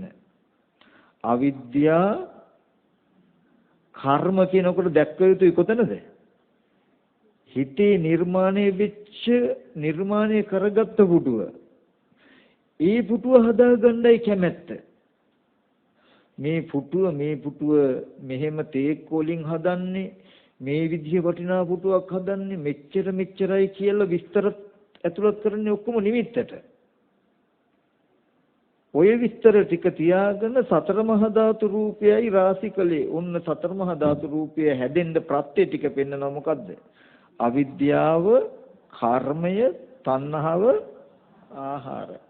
ඒ කියන්නේ හිතේ අවිද්‍යාවෙන් හටගත්ත පුටුව කියන නිමිත්තක් තියෙනවා. හදාගන්න කැමැත්තක් තියෙනවා. සතර මහා ධාතුව නොඋනේ නම් හදාගන්න පුළුවන්ද? බෑ. එහෙනම් මේ වගේ මේ දැන් ඉඳගෙන ඉන්න විදිහේ රූපයක් හදාගන්න සතර මහා ධාතුව මේ විදිහේ හැඩයකට ගන්න. සතර මහා ධාතුව මේ හැඩයකට ගන්න මොකද්ද උදව් වෙලා තියෙන්නේ? අවිද්‍යාව, කර්මය, තණ්හාව, ආහාර. අවිද්‍යාවෙන්, කර්මයෙන්, තණ්හාවෙන්, ආහාරයෙන් රූපේ හැදෙන්නේ නේද කියලා නොදන්නාකම කියන එකකුත් එකතු වෙනවා. නිබ්බති ලක්ෂණ නොදැකීම කියන ධර්මතා පහ නිසායි මේ රූපේ හැදුනේ. ඔන්න එතකොට පේනවා මේ අවිද්‍යා, කර්ම, තණ්හා කියන කාරණා ටික උදව් කරගෙන පඨවි ආපෝ තේජෝ වායු කුණ සතර මහා ධාතු ටික ආහාර කරගෙනයි මේ රූපය අවකාශ ධාතුව තුල රාශි කරගත්තේ.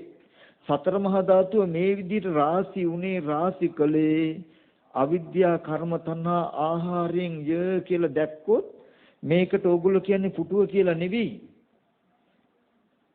අවිද්‍යා, කර්ම, තණ්හාවෙන් සතර මහා ධාතු රූපේ රාශි වෙලා තියෙන හැටි දකින්නේ. සතර මහා ධාතු රූපේ මේ විදිහට හැදුන හැටි දකින්නේ ඕගොල්ලෝ. ඊට පස්සේ මේ හැඩේ දකින්නකොටම මේ හැඩේ හදන්න උදව් වෙච්ච අවිද්‍යා, කර්ම, තණ්හා කියන gati ටික ආපහු මනසේ යෙදෙනවා. ඒක නැවත මේ වගේ හැඩයක් අවකාශ ධාතුවේ හදන්න තියෙන නිමිති ටික.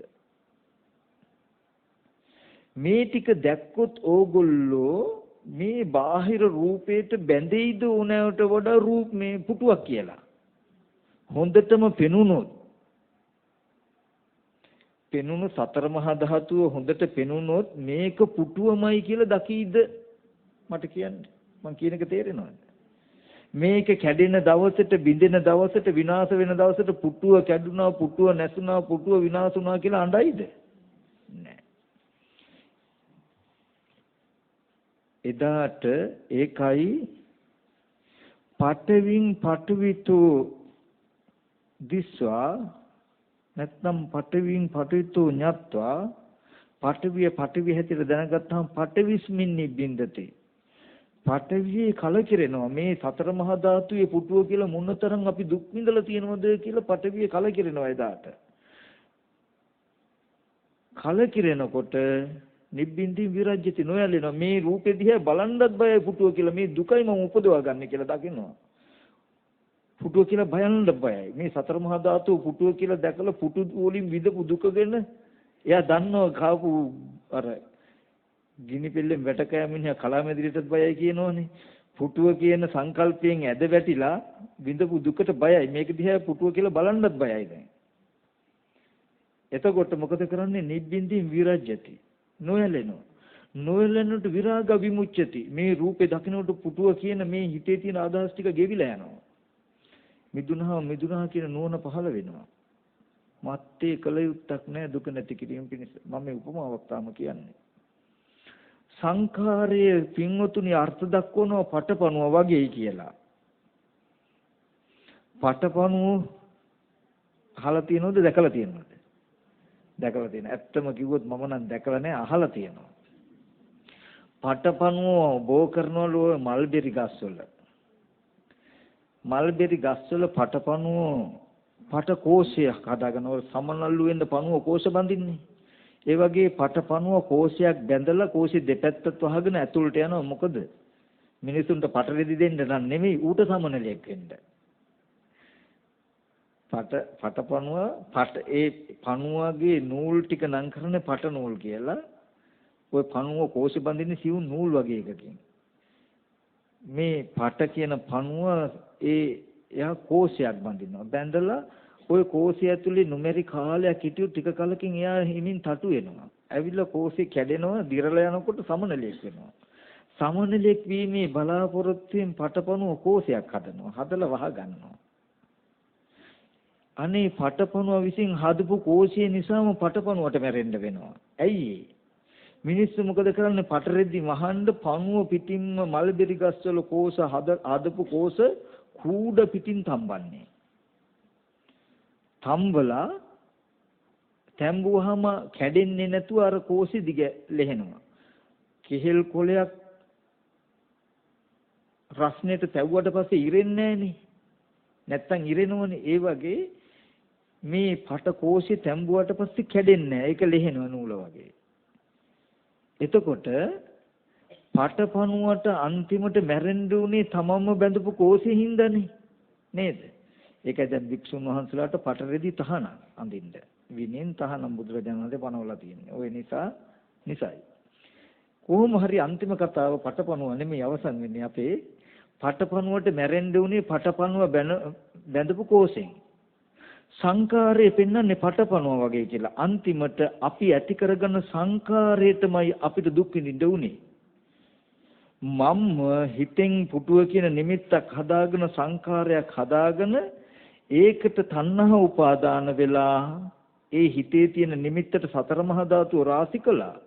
රාශි කරපු සතර මහා ධාතුව දකින්නට පුටුව කියලා හදන්න උදව් වෙච්ච gati ටික මාපහු මනසේ යෙදුණා. අනේ මං ඇති කරගත් සංකාරේ මම්ම පැටලෙනවා. දැන් මේ සතර මහා ධාතු රූපේ දකින්නවා මම පුටුව කියලා. පටපණුවගේ කෝෂය නිසා විනාශ වුණා වගේ මම්මගේ සංකාරය තුලම පැටලිලා පුටුවකින් දුක් විඳින්න වෙනවා. ඒක තාම මගේ උපමාව හැබැයි උපමෙය්‍ය. ඔයගොල්ලන්ට දැන් අම්මා කියලා සිහි කරන්න පුළුවන් නම් සිහි කරන්න පුළුවන් මේ හිතේ නිමිත්ත හිතේ තියෙන චිත්තජ රූපයක් සටහන. මේ සටහනටයි මේ චිත්තජ රූපෙටයි අම්මා කියලා කියන්නේ. ඒ චිත්තජ රූපයත් ප්‍රත්‍යයෙන් උපදින්නේ අවිද්‍යා ප්‍රත්‍යයෙන්. අවිද්‍යා ප්‍රත්‍යයෙන් හටගත් සංකාර නිමිත්තක් තමයි රූපයක් තමයි මේ අම්මා කියන රූපේ. අම්මා කියන රූපේ. ඔය අම්මා කියලා හිතේ තියෙන රූප නිමිත්තත් එක්ක යෝගොල්ලන්ගේ සෙනෙහස ආදරය කියන gati ටික ඔක්කොම තියෙන්නේ. හිතේ තියෙන නිමිත්ත සිහි කරගෙන මේ මගේ අම්මගේ හැඩේ කියලා මේක නම් කරගෙන මගේ අම්මගේ නම මෙහෙමයි, මගේ අම්මගේ වාසගම මෙහෙමයි, අම්මගේ ගම මෙහෙමයි, අම්මට නෑදෑයෝ මෙච්චර මේකට බඳින්න පුළුවන්. කර්ම ඕනතරම් චේතනා පහල කරගන්න පුළුවන්. ඔච්චර විස්තර පහල කරනවා. අම්මා බලන්න ඕනේ කියන කැමැත්තත් ඇති වෙනවා. අවිද්‍යා, කර්ම, තණ්හා කියන ටිකින්දා මේ විදිහට මේ හැඩේට අවකාශ ධාතුව තුල රාශි වෙලා තියෙන රූප හොයාගෙනම යනවා. අම්මා බලනෝ නෙමෙයි අවකාශ ධාතුව තුල මේ හිතේ තියෙන තමන්ගේ කැමැත්ත ඇති වෙච්ච හැඩේට තියෙන රූප සතර මහා ධාතුව අවකාශ ධාතුව තුල රාශි වෙලා තියෙන තැන හොයාගෙන යනවා. ගියාම කන බොන ආහාර ප්‍රත්‍යයෙන් අවකාශ ධාතුව තුල මේ හැඩේට රාශි වෙච්ච රූපය හදා ගන්නවා, හොයා ගන්නවා අපි. හොයා ගන්නකොටම රූපේ හොයාගන්න හේතු වෙච්ච කාරණා ටික රූපේ පෙනෙනකොටම යෙදෙනවා. යෙදෙනකොට හිතෙන්නේ මම අම්මා බලන් ආවා අම්මා දැක්කා කියලා. අන්තිමට මේ රූපය දකින්නේ ඔයගොල්ලෝ අම්මා කියලා. සතර මහා ධාතු රූපයේ වෙනස් වෙන ගානේ අම්මා ලෙඩ වුණා, අම්මා මහලු වුණා, අම්මා මැරුණා කියලා දුක් විඳිනවා. පටපණුවා උගේ කෝෂය නිසා දුක්කටපත් වුණා වගේ අපි අපේ කෝෂය නිසා, කර්ම කෝෂය නිසා දුක් වෙනවා. අන්තිමට කෙසුත් අම්මගේ, ලොමුත් අම්මගේ, නියපොතුත් අම්මගේ, දත් ටිකත් අම්මගේ, හමත් අම්මගේ, මසුත් අම්මගේ, ඇට මස් ලේ නහර මේවත් අම්මගේ, කන බොන කෑමත් අම්මගේ, වලලපු තැනත් අම්මගේ, අම්මා මැරිච්ච තැන, හැදිච්ච ගහත් අම්මා මැරිච්ච තැනයි කියලා තමයි නතර කරන්නේ. ඒවත් නතර වෙන්නේ මැරුණත් අම්මා ඉන්නවා හිතේ. අම්මා කියන ටික දැන් නැත්තේ ආහාර ප්‍රත්‍යයෙන් උපන්න රූපේ නැතිකම හින්දායි මේ ඕගොල්ලන්ට ආහාර ප්‍රත්‍යයෙන් හටගත්ත රූපේ නැතිකම නිසායි මේ අම්මා මැරිලා කියලා කියන්නේ. නමුත් අම්මා නැති උන්නේ නැහැ. හැමදාම අද ඕගොල්ලන්ට සිහි කරනකොට අම්මා කියන එක සිහි කරනකොට ආදරේ සෙනෙහස ගත ටික එන්නේ නැද්ද? එනවා. එහෙනම් හැමදාම ජීවත් වෙන්නකොටත් අම්මා ජීවත් වුණා නෙමෙයි. මේ සතර මහා ධාතුව නොදන්නාකම නිසා අපේ මනසේ ඇතිවෙච්ච ගතියෙන් සතර මහා ධාතු ටික ස්පර්ශ කරගෙන ඉඳලා තියෙනවා. තේරෙනවද කියන එක? ඒකයි ditthi සම්පන්නයි කියලා කිව්වේ. එහා මෙච්චර සතර මහා ධාතු පිළිසෙන් දකින්නවා. හරි ඒකත් පැත්තකින් තබන්න. දැන් S2 වහගෙන තමන් සිහිපත් කරගෙන තමන්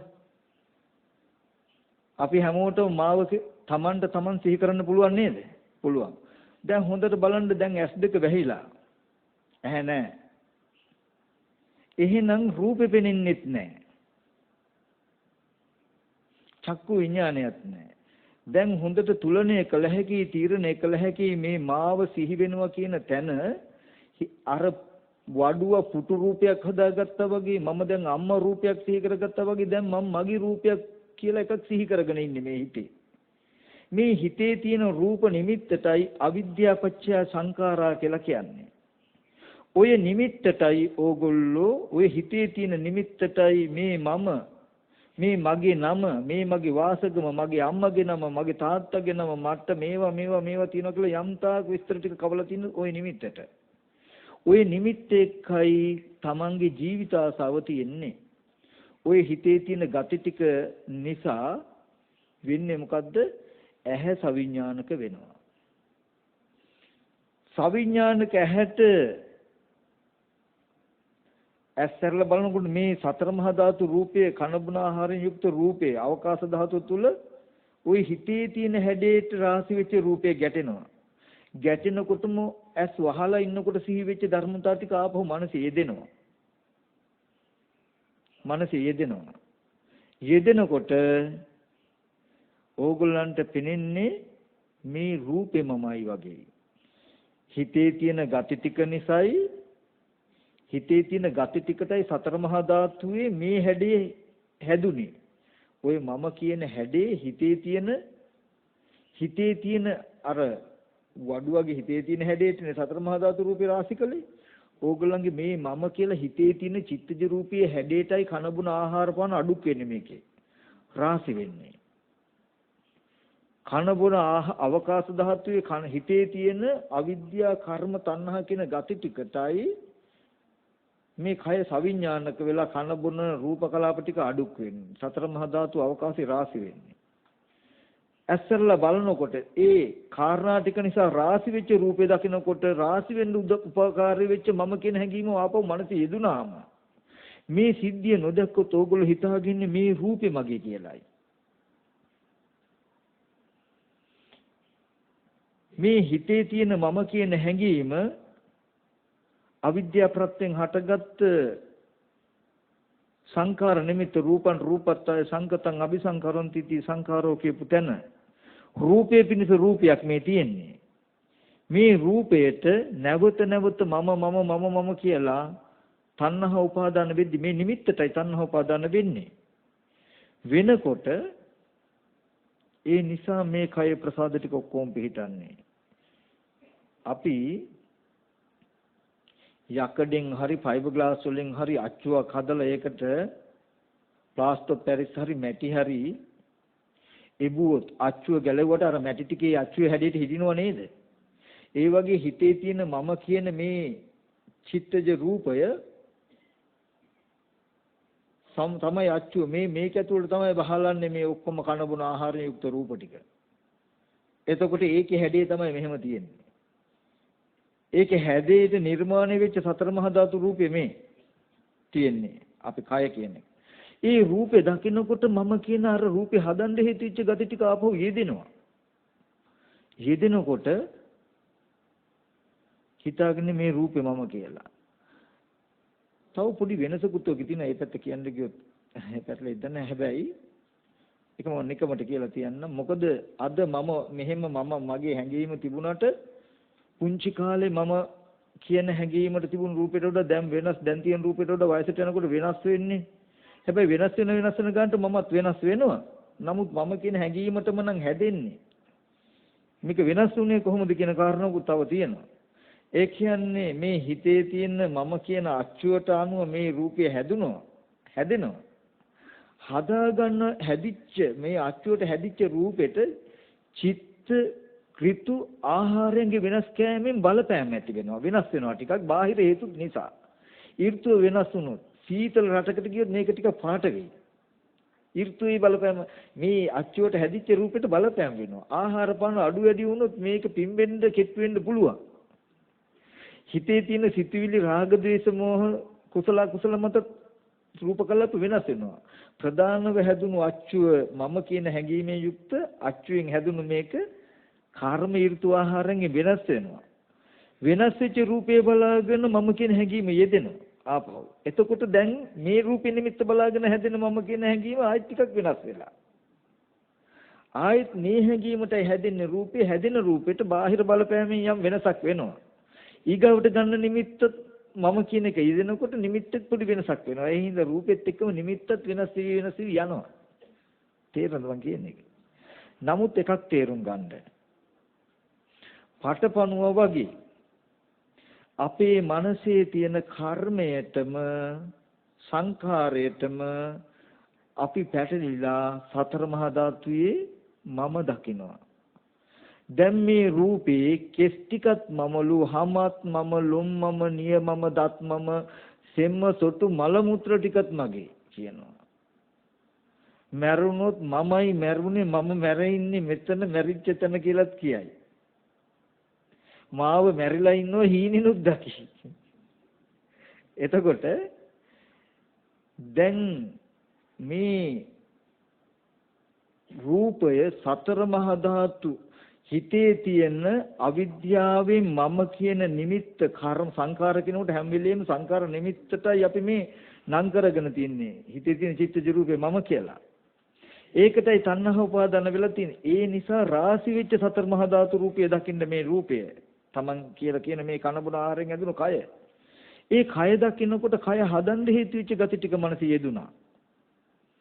කියලා ඕගොල්ලෝ දැක්කොත් ඕගොල්ලෝ මේ රූපේ සතර මහා ධාතුවේ මම කියලා දකින්නේ යම් කිසි කෙනෙකුට සතර මහා ධාතුව නේතං මම නේසෝ හමස්මින් නේතං මම නේසෝ හමස්මින් නෙමේසෝ අත්තාති ඒව මේතං යතහ බුතං සම්මප්පඤ්ඤාය දත්තබ්බං සතර මහා ධාතුව මම නෙමෙයි මගේ ආත්මය නෙමෙයි කියලා දැක්කොත් එයා ditthi සම්පන්නයි. සතර මහා ධාතුවේ ඕගොල්ලෝ දකින්නේ තමන්ව දකින්නේ නැත්තම් තමන් සතර මහා ධාතුවේ දකින්නේ නැත්තම් තමන් නිසා සතර මහා ධාතුව දකින්නේ නැත්තම් සතර මහා ධාතුව නිසා තමන් දකින්නේ නැත්තම් සක්කාය දිට්ඨිය කියන එක නැහැ. ඔකට සක්කාය දිට්ඨිය කිව්වේ. ඕගොල්ලෝ ස්කන්ධයේ උදේවේ දැකේ නැති හින්දා මේ සතර මහා ධාතුවේ තමන් දකින්නේ. ස්කන්ධයන්ගේ උදේවේ දැක්කොත් මගේ අම්මා මගේ තාත්තා මගේ දුව මගේ පුතා මගේ ගෙදර සතර මහා ධාතුවේ දකින්නේ නැහැ. සතර මහා ධාතුව තුල තමන්ගේ දේවල් තමන් සතර මහා ධාතුවේ දකින්න නැත්නම් මගේ දේවල් නෑ සතර මහා ධාතුවේ. එහෙනම් මගේ ආත්මයක් නෑ. සතර මහා ධාතුවේ තමන්ගේ දෙයක් හෝ තමන්ගේ ආත්මය දකින්න නැත්නම්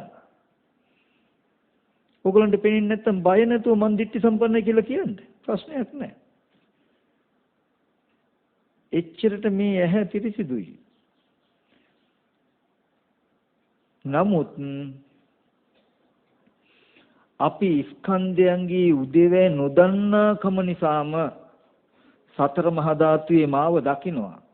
සතර මහා ධාතුවේ අම්මා තාත්තා දුව පුතා නෑදෑයෝ දකින්නවා. සතර මහා ධාතුවේ ගෙවල් දොරවල් යාන වාහන ඉඩකඩම් දකින්නවා. දැකලා සතර මහා ධාතුවේ සතුටු වෙනවා. ඒ නිසා සතර මහා ධාතුවේ දුක් විඳින්නත් වෙනවා. අපිට දුක ඇවිල්ලා තින්නේ ඔහොම. දුකට හේතු ටික අවිද්‍යා කර්ම තණ්හා කියන මේ කෙලෙස්. මේ අවිද්‍යා කර්ම තණ්හා කියන මනසේ මේ ගති ටික නැති වුණොත් අපි සතර මහා ධාතුව පිරිසින් දකින්නවා. ඒකේ මම මගේ ආත්මීය දෙයක් දකින්නේ නැහැ. දුක්ඛ නිරෝධය වෙනවා. ඔන්න ওই ටික දැනගත්ත කෙනාට පුළුවන් ඌ පරිදි වචනය පවර්ලා දෙන්න. ඌ පරිදි දන්නවා දැන්. සතර මහා ධාතුව හැටියට පෙන්වන්න යට දන්නවා. ওই ටික නොදන්න කෙනා බොරුවක් පවර්ලා දීම පුදුමයක් නෙවෙයි. එයාට නෑනේ තිබුණේ. භාවනා කරනවා කියලා නිවන් දකින්න කියලා හරි මොනවා හරි දෙයක් කරන්න මොකද්ද කළ යුත්තේ කියන එක බලන්න ඉස්සෙල්ලා. මේ බුදුහාමුදුරුවෝ දේශනා කළ ධර්මයක් මම දේශනා කරනවා නෙමෙයි. මගේ දෙයක් දේශනා කරනවා නෙමෙයි. හැමදාම අපි නොදන්න අපි නොදැක්ක අපේ ජීවිතවල සැබෑම කතාව මම මේ කියන්නේ. මං කියන්නේ ඕගොල්ලෝ ගැන. ඕගොල්ලන්ට වෙලා තියෙන දේ, ඕගොල්ලෝ දුක් විඳින හැටි, ඕගොල්ලන්ගේ ජීවිතේ කතාව මේ කියන්නේ. එතකොට ඕගොල්ලන්ට තේරෙයි මං කියන දේ හරිද වැරදිද කියලා. බණ හරිද වැරදිද නෙමෙයි, මේ කියපු කතාව හරිද වැරදිද කියලා බලන්න. අනුන්ගේ බණක් ඇහුවොත් තමයි හාමුදුරුවෝ කියප එක හරි, හාමුදුරුවෝ කියප එක වැරදි කියලා හරි වැරදි දෙක පිටට දාන්න වෙන්නේ තව කෙනෙක්ගේ බණක් ඇහුවොත්. මං කියන්නේ ඕගොල්ලන්ට දුක එන්නේ ඕගොල්ලෝ රැවටිලා ඕගොල්ලන්ට වෙලා තියෙන ඕකයි කියන එකයි කියන්නේ. ඒකයි බුදුහාමුදුරුවෝ දේශනා කළේ. බුදුහාමුදුරන්ගේ අදහසක් නෙමෙයි. හැමදාම ලෝකේ පැවතුණු, ලෝකේ පවතින, ලෝකේ සැබෑ ස්වභාවය, අපේ ජීවිතවල සැබෑම ස්වභාවය. ඒ හින්දා අරහාමුදුරන්ගේ බණ හරියන්න පුළුවන්, වරදින්න පුළුවන්. බුදුදහම හරි ඇති, වරදින්න ඇති. ඒ අපි ධර්මයේ දැක්කේ නැති හින්දා. අපි ධර්මයේ දැක්කොත් දකින්න වෙන්නේ අපේ ජීවිතය. පින්විතර පටිච්චසමුප්පාදේ කිව්වෙත් ඕක. පටිච්චසමුපාදේ තුන් කාලෙකින් බලන්න කියලා කිව්වි. දැන් අම්මා කියලා හිතා ඉන්න පුළුවන් කියන ටිකට තමයි අවිද්‍යා සංඛාර කියලා කිව්වේ. ඒකම තණ්හා උපාදාන කියන කාරණා ටිකක් තියෙනවා. නමුත් අවිද්‍යා කර්ම කියනකොට මේ අම්මා කියන අවිද්‍යා ප්‍රත්‍යයෙන් උපන් නිමිත්ත ඒක බැඳිලා තියෙන ටික. ওই ටික නිසා ඔය හැඩයට රාශි වෙච්ච සතර මහා ධාතු උපද්දව ගන්න තැනට තමයි, රූපයක් පෙනෙන තැනට තමයි විඥාන නාම රූප සලආයතන පස්ස වේදනා කියලා කිව්වේ. ආපහු ඒ ටික දකින්නකොටම මේ සිහි කරගත්ත අවිද්‍යා සංකාර නිමිත්තත් එක්ක තියෙන තණ්හා උපාදාන කියන gati ටික ආයෙත් මනසේ යෙදෙනවා. ඒකටයි තණ්හා උපාදාන කිව්වේ. පෙනෙන දෙයට දෙපැත්තකින් කෙලෙස් පෙන්වුවේ. ඉස්සෙල්ලාම හිතේ හදාගත්තේ කෙලෙස් ටිකක් මනසේ වඩුව පුටුව කියලා රාශි උනේ සතර මහා ධාතු දකින්නකොට කෙලෙස් ටික දෙපැත්තේ. ඕකයි ඔය පටිච්චසමුපාදයෙන් කිව්වේ. ওই ටික පේනවා දර්ශන විසුද්ධියටපත් වුණා නම් පටිච්චසමුපාදේ පේනවා යාට. ස්කන්ධින්ගේ උදේ පේනවා. මේ ටිකටයි මේ කියන්නේ. මේ දැන් හිතට S2 වහලා ඕගොල්ලෝ මාව සිහි කරගත්තා කිව්ව අවිද්‍යාව පත්‍ය සංඛාරා. ඒක තණ්හා උපාදාන භව කියන ධර්මතා ටිකක් තියෙනවා. ඒ ටික හේතුයි S2 ඉදිරිපිට එන රූපත් හදන්න. ඒ ටික කෙලෙස් නැහැ, විපාකයි. විඤ්ඤාණ නාම රූප සලආයතන පස්ස වේදනා. පෙනෙනකොටම අර හිතේ තියෙන මනසේ තියෙන අර අවිද්‍යා සංකාර තණ්හා උපාදාන කියන gati ටික ආපහු මනසේ යෙදෙනවා. ආයත් තණ්හා උපාදාන භව කියනවා. ඒ ටික හේතු වෙන මොකද්ද? ආයත් මේ වගේ රූපයක් හදලා මේ වගේ සතර මහා ධාතු රාශි කරන්න. ඒකයි භවපච්ච ජාති කියලා කියන්නේ. පටිච්චසමුපාදය කියලා එකෙන් පෙන්වන්නේ අපි ඇද වැටලා තියෙන හැටි, අපිට වෙලා තියෙන සිද්ධිය මේ පෙන්වන්නේ. වෙන දෙයක් නෙමෙයි. වෙනදට නම් ඕගොල්ලන්ට පුළුවන්කම තිබුණා මෙතන ඉඳලා ඉස්කෝලේ ගියන දරුවා ගැන හිතා ඉන්න. හොඳට බලන්න දැන් ඉස්කෝලේ ගිය දරුවා කියලා මගේ දරුවා කියලා සිහි කරගන්න මේ අවිද්‍යාව ප්‍රත්‍යයෙන් හටගත්ත කර්ම නිමිත්ත. අනේ දරුවා වාහනයකටත් හැප්පෙයිද? හරදරයක්වත් වෙයිද? කවුරුවත් මුකුත් කරයිද? මේ හිතේ තියෙන නිමිත්තත් එක්ක නෙමෙයිද පොරකන්නේ? ඇස් ඉදිරිපිට කන බොන ආහාර යුක්ත සතර මහා ධාතු රූපේ එනකොට මේ කාරණා ටික යෙදෙනවා මනසේ. යන්තම් දරුවා ගෙදරාව කියලා හිතා ගන්නවා. අන්තිමට කෙලස් ටික මනසේ යෙදුනහමයි හොඳට සතුට. නමුත් ඕගලන්ට දැන් පෙනුනොත් දරුවා කියලා සිහි කරන් ඉස්කෝලේ ගිය දරුවා ගැන සිහි කරන හදන මේ මගේ මනස තුල උපදින සංකල්පයක් නේද කියලා දැක්කොත් ඇස් ඉදිරිපිට ආවොත් කන බොන ආහාරයෙන් යුක්ත රූපේ දකින්නකොටම මේ අදහස් ටික ආපහු සීවේ නේද කියලා ඔහොම බල බල හිටියොත් මේ රූපේ දරුවා කියලා බලන ගතිය ගෙවිලා යනවා. නොයලෙනවා කියලා කිව්වේ ඒකයි. නොයලෙනකොට මේ ගතිය ගෙවෙනවා. ඇස් ඉදිරිපිටට ආවත් ඒ රූපය ඇස් ඉදිරිපිට තියාගෙන පෙති පෙති කැපුවා දරුවා මරුණා කියන දුක ත්‍රේසයක්වත් ඕගොල්ලන්ගේ මනසට එන්නේ නැති වෙයි. අර බුදුරජාණන් වහන්සේ සරියුත් මහ රහතන් වහන්සේ මොගලන් මහ රහතන් වහන්සේ චේතවනාරාමේ ඉඳලා එක කාලෙකදී දක්ෂිණ ගිරි විහාරයට වැඩියා. වඩිනකොට ඒකේ ඉන්නවා කාලි කියලා ශ්‍රද්ධාවන්ත උපාසකම්ම කෙනෙක්. මෙයා ගෙදර උඩුමහන්තලාවේ පොතක් බල බල ඉන්නකොට මේ හතරවරම් රජදරුවන්ගේ කවුද මේ යක්ෂයන්ට අධිපති වෛශ්‍රමණ රජුරුව උඩින් යනවා. මේ කාලේ උපාසකම් ඉන්නව දැකලා කියනවා හෙට උදේට සරියුත් මහ රහතන් වහන්සේ මුගලන් මහ රහතන් වහන්සේ ප්‍රදාන භික්ෂුන් වහන්සේලා 500ක් දක්ෂිණ ගිරියට වඩිනවා වහම දානෙ ලැස්ති කරන්න කිව්වා. කියලා ගියා. උපාසකම්ම ටක් ගාලා කට්ටියට කියලා දානෙ උයලා පිහලා තියලා තිබ්බා. අනේ සරියුත් මහ රහතන් වහන්සේ මුගලන් මහ රහතන් වහන්සේ එනකොට පින්ඩපාත ගිහලා මහන්සි වෙන්න දෙයක් නැහැ. දායක දායිකාව ඉස්සරහට ගිහලා පාත්‍ර පිළිඅරගෙන වන්දනාවන කළා දානෙ පිළිගන්නවා. සරියුත් මහ රහතන් වහන්සේ අහනවා උපාසිකාවනි කොහොමද මේ දානෙ පිළියෙල කළේ? ස්වාමීනි මට මේ කවුද? වෛශ්‍රමණ රජුරු කිව්වා. ඔබ එක්ක දෙවියොත් කතා කරනවද? හරි පුදුමයි. ස්වාමීනි භාගතුන් වහන්සේ ඒක නෙමෙයි පුදුමයි. මට හිටියේ ස්වාමීනි එකම එක දරුවයි. නොකල වරදකට මගේ ඇස් ඉදිරිපිට රාජපුරුෂය මගේ දරුවා කෑලි කෑලි වලට කැපුවා. ඒත් මගේ හිත වෙනස් වුන්නේ නැහැ ස්වාමීනි. ඒකයි පුදුම කිව්වා. ඒකයි පුදුම කිව්වා. එහෙ මට මේ අනාගාමී මේ දර්ශනෙමයි. ඒ අම්මයි ඔය අම්මලයි අතර වෙනස්ද? ඒ අම්මලාට ඇති නොවිච්ච විදිහේ බැඳුමක්ද ඔය අම්මලයි දරුවෝ අතර තියෙන්නේ? ඒ අම්මගේ හිත හැදුනා නම් මේ ධර්මයෙන් ඔය අම්මලගේ හිත හැදෙන්නේ නැති වෙයිද? එහෙනම් මේ දුකේ මිදීම මේ ජීවිතේ පණවන්න බුදුරජාන් වහන්සේලා පහළ වෙයිද? බැයි නෑ. ඒ නිසා ඕනෑවට වඩා ප්‍රපංච කරන්න එපා. මේකේ ගිලෙන්න එපා. S2 පාද ගන්න. දුක මත ඕනෑවට පළඟැටි වගේ පණින්න එපා තණ්හාවෙන්. දරුවෝමයි කියලා. ওই හැඟීම ගෙවිලා යනවා. ඒ ජීවිතයට කෙරෙන්න තියෙන උපකාර කරන්න. ආහාර පාන අඩුකම නිසා දුක එන්න තියෙනවා නම් ඒක වළක්වන්න. අනර්ථයකට යෑම නිසා දුක එන්න තියෙනවා නම් ඒකෙන් වළක්වන්න. එතෙන්ට කරුණාව එතකොට ඉදිරිපත් වෙන්නේ. තණ්හාව අවශ්‍ය නැහැ. කරුණාව තිබුණාම හොඳටම ඇති. දුකේ අකමැති බව තිබුණාම හොඳටම ඇති. එතෙන්ට සලකන්න කරුණාව ප්‍රමාණවත්. තණ්හාව කියන එක නෙමෙයි සලකන්නේ. තණ්හාව කියන එක Tamanටත් එතෙන්ට දුක් විනිසයි පවතින්නේ. දරුවා කෙරෙහි කරුණාවන්ත වෙන්න. ඛණ්ඩ බොණ්ඩ ආහාර පාන කුමන හෝ දෙයකින් ආධ්‍යාත්මික ධර්මයක් නැති කමෙන් වේවා බාහිර ධර්මයක් නැති කම වේවා දුක එන්න නොදී බලාගත්තාම මදිද? එතෙන්ට දුකේ අකමැතිකම කියන්නේ තණ්හාව නෙමෙයි කරුණාව. අම්මටත් එහෙමයි. අම්මා කියලා බොරුවට තමන්ගේ තණ්හාව තියාගන්න එපා. එතෙන්ට දුක නොඑන්න කටයුතු කරන්න. ඛණ්ඩ නැත් ඕගොල්ලෝ කරුණාව නැතිනම් තණ්හාව තිබුණාට ඕගොල්ලෝ ඒක කරන්නේ නැහැ. ඊට වඩා වැඩි තණ්හාවක් තිබුණොත් ඒ පැත්තට හැරෙනවා. කරුණාව තිබුණොත් මේ අම්මත් එකයි අනිත් අම්මත් එකයි මේ දරුවත් එකයි අනිත් දරුවත් එකයි ඔක්කොටම එක වගේ සමස්තයකින් මේ මනසෙන් ඒ කරුණාව ගලාගෙන යනවා.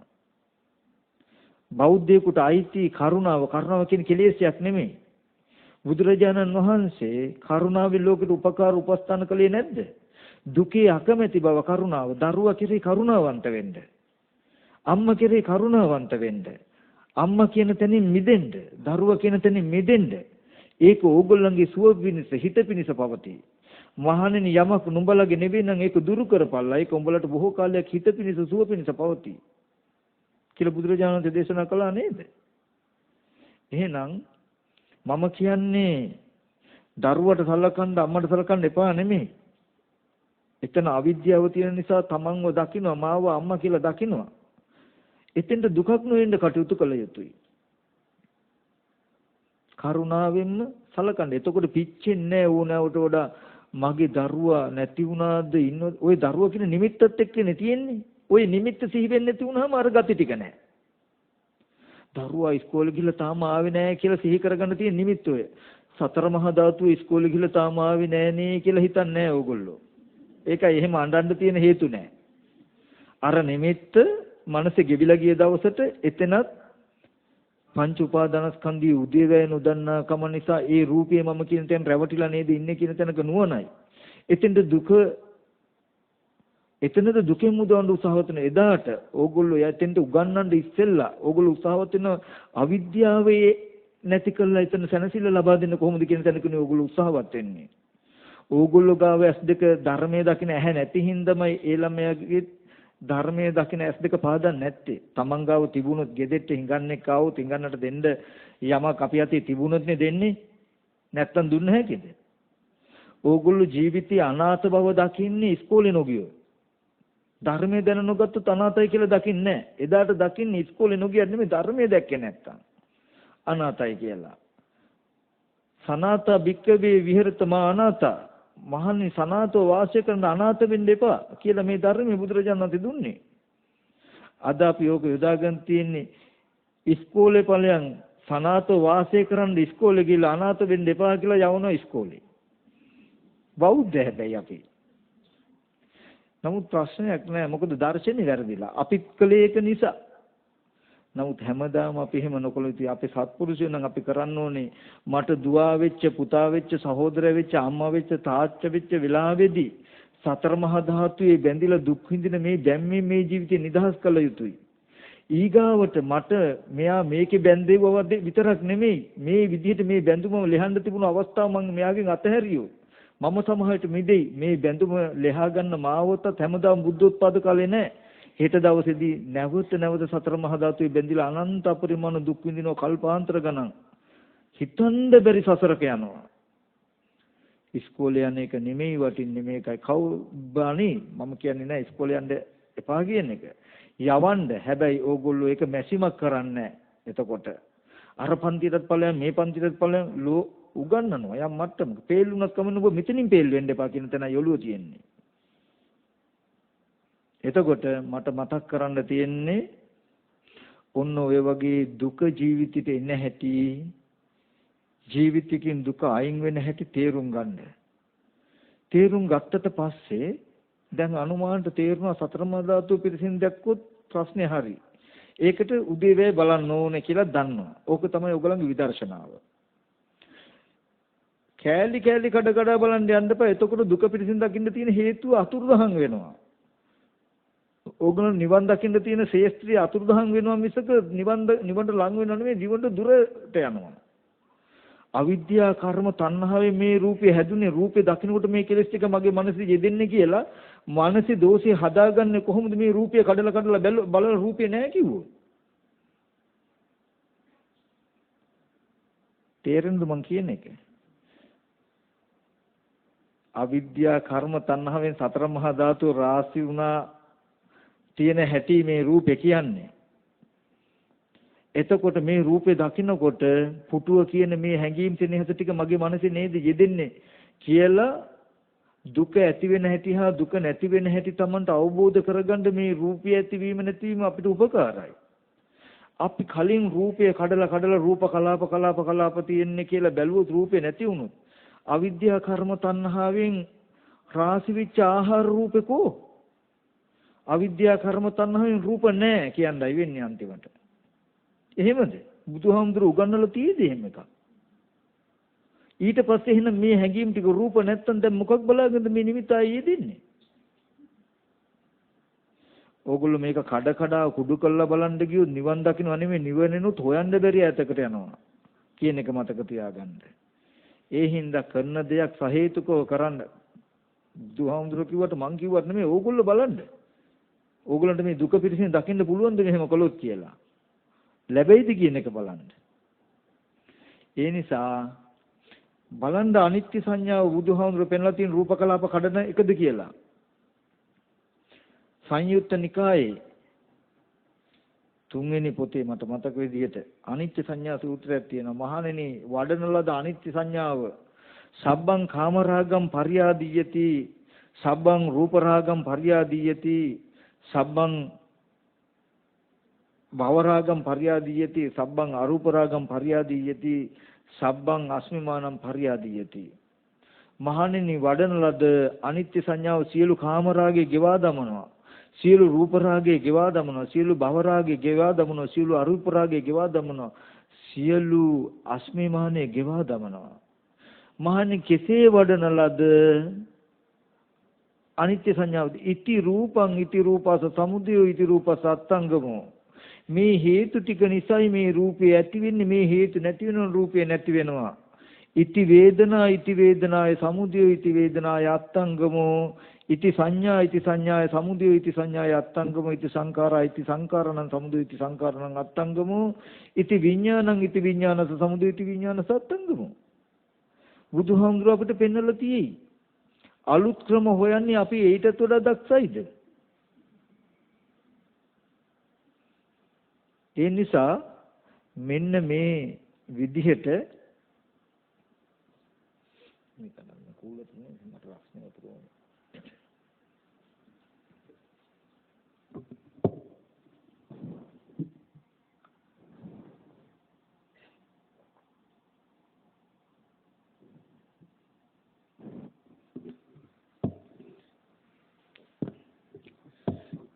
මේ විදිහට ස්කන්ධයන්ගේ උදේවැය බලන එක තමයි ඔයගලන්ගේ විදර්ශනාව.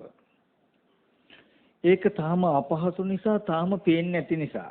ඒක අනඤ්ඤාත අඤ්ඤස්සාමිත ඉන්ද්‍රිය කියන්නේ සෝවා මාර්ගසිතී ඇති වෙන ප්‍රඥාව. ඒ කියන්නේ නොදන්නා දේ දැක ගන්න යන්නේ. සතර මහා ධාතුව පේන්නේ නැහැ තාම, ඒක දැක ගන්න යන්නේ. සතර මහා ධාතුව දැකපු දවසට ditthi සම්පන්න දර්ශන විසුද්ධිය. එතකොට ඒකට විදර්ශනා ඥානය තමයි මොකද ඔය වගේ ස්කන්ධයන්ගේ උදේවැය දන්න නුවණ. මේකට උපකාර පිණිස බුදු ගුණ අසුභය මරණය මෛත්‍රිය ආනාපාන සතිය කුමන හෝ කමඨහනක් සති නිමිත්ත තුල වඩලා හොඳට හුරු පුරුදු කරන්න. හිතේ කෙරෙන කතාවන් නතර කරගන්න, චිත්ත සමතයක් උදව් කරගන්න. හිත හදාගන්න පහසු විදිහට කය වචන දෙකේ සංවරයක් ඇති කරගන්න. සීලයේ පිළිපදලා හිත සමාධි කරලා මේ වගේ ස්කන්ධයන්ගේ උදේවැය බලන්න. මේ ස්කන්ධයන්ගේ උදේවැය දකින අත්දැකීමත් සති නිමිත්ත පුරුදු කරපු උදව් කරගෙන ඇත් ඉදිරි පිටට එනකොට ඌ පරිදි වචනේ පවරලා දෙන්න. මේ රූපේ දකින්න එපා බෝතලේ කියලා. හිතේ කෙනෙක් බෝතලයක් හදලා ඒකයි තමන් හෝ කර්ම රැස් කරගන්නවා, අනුන් හෝ කර්ම රැස් වෙනවා කියලා කිව්වේ. යම් කිසි කෙනෙක් මෙතන තමන් හා අනුන් කියන එකක් නැහැ මේ ධර්මතාවයට. අවිද්‍යාවේ මනසේ හදාගත්ත කර්ම නිමිත්තක් හදාගෙන ඒකට බෝතලේ කියලා මේ විදිහට මම බෝතලේ හදන්න ඕනේ කියන කැමැත්ත නිසා අවකාශ ධාතුවේ රාශි වෙච්ච මේ රූපේ. ඔය රූපේ දකින්නකොට හදපු කෙනාගේ මනසේ යෙදෙනවා වගේ මේ ගති ටික අපේ මනසෙත් යෙදෙනවා. කර්මේ සමානයි. මේ වෙලා තියෙන එකයි. ඒකයි තමා හෝ කර්ම රැස් කරගන්නවා, අනුන් හෝ කර්ම රැස් කරවනවා කියලා කියන්නේ. තමන්ට අසංකාරික සසංකාරික කියලා කර්මය අහලා තියෙනව නේද? තමන්ට හදාගන්න බෑ. තමන් අනුන්ගේ කර්මයක් හදලා තමන්ට කර්ම රැස් වෙන විදිහට තියලා තියෙනවා. මේ එතකොට ඕගොල්ලෝ මේක දකින්නේ කොහොමද? අවිද්‍යා කර්ම තණ්හා ආහාරයෙන් අවකාශ ධාතුව තුළ රාශි වෙච්ච රූපේ මේ ටික දකින්නකොට බෝතලේ කියන අදහස එදෙනවා කියලා ඔහුම පෙන්වන්න. නැත්තම් මේ රූපයේද පටිව්‍යාපෝ තේජෝ වායෝ කියලා පෙන්වන්න. ඕක ඔහොම බලනකොට කාලයක් යනකොට ඕගලන්ට සතර මහා ධාතුව කියපු තැන පංච උපාදානස්කන්ධය කියලා ස්පර්ශ ආයතන කියලා ඕන නමකින් නම් කළ හැකියි. ඔය විදිහට බැලුවාම මේ ස්පර්ශ ආයතන 6 රූප ඒවා ඔය විදිහටම සද්දත් එහෙමයි ඈ රූප වගේම සද්දයක් අරගෙන සද්ද රූපය තමයි රූපං රූපත්තාය සද්ද රූපයක් මිනිස සද්ද රූපයක් හිතේ හදාගෙන මේ සද්ද රූපේ හරියට බල්ලෙක් කෑ ගහන සද්ද කියලා සද්ද රූපෙට නම් කරනවා නම් කළා ඒ සද්ද රූපේ තමයි දැන් හිතේ තියෙන කර්ම නිමිත්ත ඒක නම් කළා බල්ලෙක් කෑ ගහනවා කියලා ඒක අහන්න ඕනෙකම නැත්තම් ඒ හිතන කමට මේකයි සවිඥානික වෙනවා සවිඥානික කනට සද්ද රූපයක් ගැටෙනකොටම සතර මහා ධාතුන්ගේ උපාදාය රූපයක් මේ හදාගත්ත කර්ම නිමිත්ත ටංගල මනසේ දෙනවා බල්ලෙක්ගේ සද්දෙනේ කියලා අන්තිමට ඒ රූපෙත් අවිද්‍යා කර්ම තණ්හා ආහාරයෙන් හැදිලා තියෙනවා මේ පැත්තෙන් මේ කියන්න වෙන්නේ ගන්ධයක් ගත්තොත් ගන්ධ රූපයක් හිතෙන් අරගෙන මේකට තමයි සමම්පිච්ච මල් සුවඳ දැන් රූපං රූපත්තාය ගන්ධ රූපේ සඳහා රූපයක් හිතෙන් හදලා ගන්ධ රූපයක් හිතෙන් හදාගත්ත ගන්ධ රූපේට නම් කරන මේ හැඩේ මේ ගන්ධයේ හැඩේ පිච්ච මල් සුවඳ මෙහෙම හිතන කම නිසා නාසය සවිඥානික වෙනවා සවිඥානික නාසයට ගන්ධයක් ගැටෙනවා ඒක මහ භූතයන්ගේ උපාදාය රූපයක් කෙලෙසයක් නැහැ ගන්ධේ ගැටෙනකොටම මේ ගන්ධයට සටහනක් හිතේ දාගෙන ඉන්නකොට ඒ ටික හිතේ තිබුණු නිමිත්තට අංගල නැගිටිනකොට මේ ගන්ධය ඔයගලන්ට පෙනේ පිච්ච මල් සුවඳ වගේ මේ ඇහැට පෙනෙන සිද්ධියම යනිත් ආයතන වලට වෙලා තියෙන්නේ රස රූපං රූපත්තාය රස රූපයේ පිණිස හදා ගන්නවා මේකට තමයි කැවුම් රස කේක් රස කියලා කියන්නේ නැත්තම් මිදි රස කියලා කියන්නේ කියලා රස නිමිත්ත හොඳට අරගෙන gediyak එහෙම ගැට ගහ ගන්නවා ඒකට නැත්තම් ලුණු රස කියලා ගැට ගහ ගන්නවා නිමිත්තක් ඒ නිසා දිව සවිඥානික වෙන සවිඥානික දිවට රූපයක් ගැටෙනකොටම මේ හිතේ තියෙන නිමිත්ත හදාගත්ත නිමිත්තට සමාන නම් හැදුණු උපාදාය රූපේ ටක් ගාලා මේ ටික සිහි කර ගන්නවා. එතකොට ඕගොල්ලෝ උපාදාය රූපේ දකින්නේ ලුණු රස වගේ, චිත්ත රස වගේ, ඇඹුල් රස වගේ නැත්නම් මිදි රස, කැවුම් වල රස, කේක් වල රස දකින්නේ එහෙමයි ඕගොල්ලෝ. එකම අවිද්‍යාවේ නැගිටීම තියෙන්නේ. කයට මොන හරි ගැටුණු ගමම්ම ඇහෙන් දැකපු රූප නිමිත්තයි සිහි කරලා ගන්නෙ. ගැටීම හිතට අරගෙන මෙබඳු ස්පර්ශයකට කියන්නේ පුටුව හැප්පුණා කියලා නේද? කියලා ස්පර්ශය නම් කරනවා. ඒ හින්දා කය සවිඥානික වෙනවා. සවිඥානික කයට පටවි ධාතුව ගැටෙන්නේ. ගැටෙනකොටම අර නිමිත්ත සිහි කරගෙන පුටුව හැප්පුණානේ කියලා. අන්තිමට හිතේ තියෙන මේ ගති ටිකෙන් ඕගොල්ලෝ බැඳුනේ මොකේද? මේ ස්පර්ශ ආයතන හය ඒක ස්පර්ශ ආයතන හය ඇතිවීම නැතිවීම පෙනෙනවා එයාට එතකොටම. මෙහෙම නේද උනේ කියලා.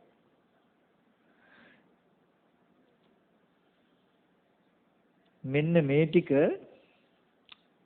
ඇත්තටම ඕගොල්ලන්ට දකින්න පුළුවන් වුණොත් ඕගොල්ලෝ දකින්නේ ස්පර්ශ මනසේ තියෙන ගති ටිකේ හැඩේට ස්පර්ශ ආයතන හය හැම වෙලේම හදාගෙන ස්පර්ශ ආයතන හයේ හැඩ ටිකට ආපහු මනස හැඩෙන්නේ නැටි. ඕගොල්ලෝ මේ ස්පර්ශ ආයතන හයේ මමවත් මගේවත් මගේ ආත්මයක්වත් සත්ව පුද්ගල ආත්මීය දෙයක් දකින්නේ මේ ස්පර්ශ ආයතන හයේ සත්ව පුද්ගල ආත්මීය දෙයක් නොදකිනකොට ඒ මනසට හඳුන්වන ශුන්්‍යත විමුක්ෂය කියලා. මේ ස්පර්ශ ආයතන හයේ ගෙවල් දොරවල් දුව පුතා අම්මා තාත්තා කිසිම ද්‍රව්‍යයක් ඇලෙන්න සුදුසු කිසිම කාරණාවක් ඕගොල්ලෝ දකින්නේ නැහැ. ඇලෙන්න කැමති වෙන්න පුළුවන් නිමිත්තක්. ප්‍රාර්ථනා කටයුතු නිමිති කිසිවක් නැහැ මේකේ. තියෙන හිස් ශුන්‍ය ආයතන ටිකක්. ශුන්‍යෝගාමි හිස් ගෙවල් හයක් තියෙන්නේ. එදාට මේ විමුක්තිය හඳුන්වනවා මොකද්ද? අප්පනිහිත කියලා. අප්පනිහිත කියලා. එතකොට දකින්න කලින් තිබුණේ නැහැ. දැක්කෙන් පස්සේ තියෙන අවස්ථාවට උපදවා ගත්තේ කියලා. ඕගොල්ලෝ දකින්නකොට තියෙන කිසිම දෙයක් මේ ස්පර්ශ ආයතන හයේ දකින්නේ අනිත්‍යයක් දකින්නේ. අනිමිත්තයි කියනවා. මේ ස්පර්ශ ආයතන හය ඕගොල්ලන්ට හිස් ශුන්‍යයි අනිමිත්තයි අපනිහිතයි කියලා කියනවා ස්පර්ශ ආයතන හයට. ඕක සංකතයි. ඕක විමෝක්ෂයක්. අපි අනිමිත්ත ශුන්‍යත අපනිහිත කියලා නිවන කියලා කියන්නේ. මොකද ඔය නිසා ලැබෙන නිවන නිසා. එතකොටයි ඕගොල්ලෝ ස්පර්ශ ආයතන හයේ බැඳිලා නැහැ. ස්පර්ශ ආයතන හයේ ඕගොල්ලෝ එක්ක නැහැ. ඕගොල්ලෝ ස්පර්ශ ආයතන හයේ නැහැ. ස්පර්ශ ආයතන හයේ ඕගොල්ලෝ එක්ක නැහැ. එතකොට ඕගොල්ලෝ මෙලොව නෙමෙයි. එතකොට ඕගොල්ලෝ පරලොවත් නෙමෙයි. බාහ්‍ය සූත්‍රයේ කියන විදිහට ඕගොල්ලෝ මෙලොව පරලොව දෙයතර අතරත් නෙමෙයි. මේ ස්පර්ශ ආයතන හයේ නොයලී ඉන්නකොට වෙන ලාභය මොකද්ද? මේම ශුන්‍යත අනිමිත්ත අපනිහිත ස්වභාවය උපදවා ගත්තේ මොකටද? නිවන සඳහායි. නිවන සඳහායි. මේ චේතෝ විමුක්තිය කුමකටද? නිවනට. එහෙම නොයලී ඉන්නකොට යමක් බලලා අහකට යනකොටම හටගත දේ නිරුද්ධයි කියන කෙලඹ සිටිනවා. කණ්ණාඩියේ ඉස්සරහට ගිහිල්ලා පෙනෙන රූපේ අහකට යනකොට නැති වුණා කියලා පෙනෙනවනේ. අද දකින්න රූපේ අහකට යනකොටම නැති වෙනවා කියලා නොපෙනී ඇති බවට පෙනෙන්නේ මේ ආයතන ඇතුලේ අපි ඉන්නේ හිඳයි. මේක ඇතුලේ ඉන්නේ මේකේ පුද්ගලයේ සත්තු ඉන්නේ හින්දා ද්‍රව්‍ය කාරණා තියෙන හින්දා ප්‍රාර්ථනා කරන දේවල් බොහෝ තියෙන හින්දා මේ ආයතන හය ඇතුලේ. ඉස්සෙල්ලා ආයතන හය ඇතුලේ තියෙන බඩු මුට්ටු ටික අයින් කරගන්න. මේවා ටික අස් කරගන්න ඔක්කොම මේ ආයතන ටික හිස් කරගන්න. හිස් කරගන්න මේ ස්කන්ධයන්ගේ උදේවැය බලලා. නිදොස්සු ආර්ය වූ මොනවට දුක් ගෙවීම පිණිස පවතින ස්කන්ධයන්ගේ උදේවැය කියලා නම් කලේ මෙච්චරයි. මේ මාර්ග 1000ක් නැහැ. මාර්ගෙට න්‍යායයන් ඇති. අරහාමුදුරුවෝ කිව්වේ නිවන් මඟ, මේ හාමුදුරුවෝ කිව්වේ නිවන් මඟ කියලා කිව්වනම් එකයි මිසක ගොඩක් ක්‍රම නැහැ. ස්කන්ධයන්ගේ උදේවැය දන්නවා හෝ කුමන පරයයක් වෙන්න පුළුවන් ඇවිල්ලා තියෙන තැන අන්තිමට ස්පර්ශ ආයතන 6 හිස් වෙන තැනකටයි අන්තිමට උත්තරය ඇවිල්ලා තියෙන්න ඕනේ. මනසේ කිසිම දෙයක් ස්පර්ශ ආයතන 6 නොදකින්ද ස්පර්ශ ආයතන 6 දකින්නකොට මනසේ කිසිවක් පහළ නොවෙනවා කියන සිද්ධියට ආපු උත්තරයක් අන්තිමට එන්න ඕනේ කවුරු කිව්වත්. එහෙම වුණාමයි ඕගොල්ලෝ මිදිච්ඡය වෙන්නේ. ස්පර්ශ ආයතන 6 කිසිවක් නොදකින්න උත්සාහවත් වෙන එකටයි මාර්ගය කියන්නේ. ඵලය කියලා කියන්නේ ස්පර්ශ ආයතන 6 කිසිවක් නොදකින්න උත්සාහයකින් තොරව දකින්නකමට මාර්ගඵල කියන්නේ. ඒක කුමකටද? නිවනට. ඒ හින්දා මේක නිවන් මඟ කියලා කියන්නේ. මේක ඵලයක්. සංකතයි. ඒ මට්ටම තිබුණාම කණ්ණාඩියක් ඉස්සරහට ගියාම යම් රූපයක් පෙනෙයි නම් අහකට යනකොට ඉතුරු නැතුව මේ රූපේ නැති වෙන බව පෙනෙනවා වගේ ස්පර්ශ ආයතන 6ට කුමන දෙයක් හම්බුණා ඉතුරු නැතුව නිරුද්ධ වෙනවා කියන එක දකින්නවා. යං කිංචි සමුදය ධම්ම සම්බන්ත නිරෝධ ධම්ම කියන ටික පෙනෙනවා. හටගන්නවා. හැබැයි ඒක පෙනෙන්න ඉස්සෙල්ලා නිවනට ඉස්සෙල්ලා ලෝකේ හිස් කළ යුතුයි. ලෝකේ හිස් කරන්න ක්‍රම ගොඩක් නැහැ. ආර්ය අෂ්ටාංග මාර්ගය විතරයි තියෙන්නේ. සම්මා දිට්ඨි. සම්මා දිට්ඨියට න්‍යායන් ඇති. එච්චරයි. ওই ටික දැනගත්තට පස්සේ තව වැඩක් සමත විදර්ශන මේ විදිහට මේ දර්ශනයමයි විදර්ශනාව මේකට සමතයක් උදව් කරගන්න. ඊට පස්සේ තව ඕගලන්ට වෙනවා දක්ෂ වික්ත පඬිත දොරටුපාලයක් හදාගන්න. ඒ හින්දා හැම වෙලාවෙම කායගත සතිය හුරුකට යුතුයි. සති නිමිත්තේ හිත තියාගෙන නිතරම කය කෙරෙහි සිහියෙන් ඉඳලා හුරු කරන්න ඕනේ. සති නිමිත්ත හුරු කරන්න ඕනේ. මේ සිහියෙන් පෙනෙන දේ තුල ඇත්ත පවර්ලා දෙන්න නගර හිමියට ආයතනයේ හිස් බව, ආයතනයේ අනිමිත්ත බව, ශුන්්‍යත බව නිර්මාණය වෙන විදිහට පණිවිඩය පවර්ලා දෙන්න. අනිත්‍ය දෙයක්, දුක් දෙයක්, අනාත්ම දෙයක් කියන පණිවිඩය පවර්ලා දෙන්න නගර හිමියට. ඌ පරිදි වචනේ පවර්ලා දෙනවා. ඇයි අවිද්‍යා කර්ම තණ්හාවෙන් හැදිච්ච සතර මහා ධාතු රූපේ නෙමේ. රූපේ දකින්නකොට මේ වගේ අදහස් ටිකක් මනසේ දෙනවා නේද කියලා ඌ සිද්ධිය ඌ විදිහටයි නගර හිමියට පවරන්නේ මිසක බොරුවක් පවරන්නේ බෝතලේ කියලා පෙන්වන්නේ නැහැ. ඔය සඳහා සමතේ උදව් කරගන්නවා. සති නිමිත්තත් උදව් කරගන්නවා සතිපට්ඨානෙ. ආමගින්ම යනවා හැබැයි. වෙනත් මගකින් යන්නේ. අද අපි කරන්නේ ඇහෙන් දැක්කහම පිට වෙන්නේ කනෙන්.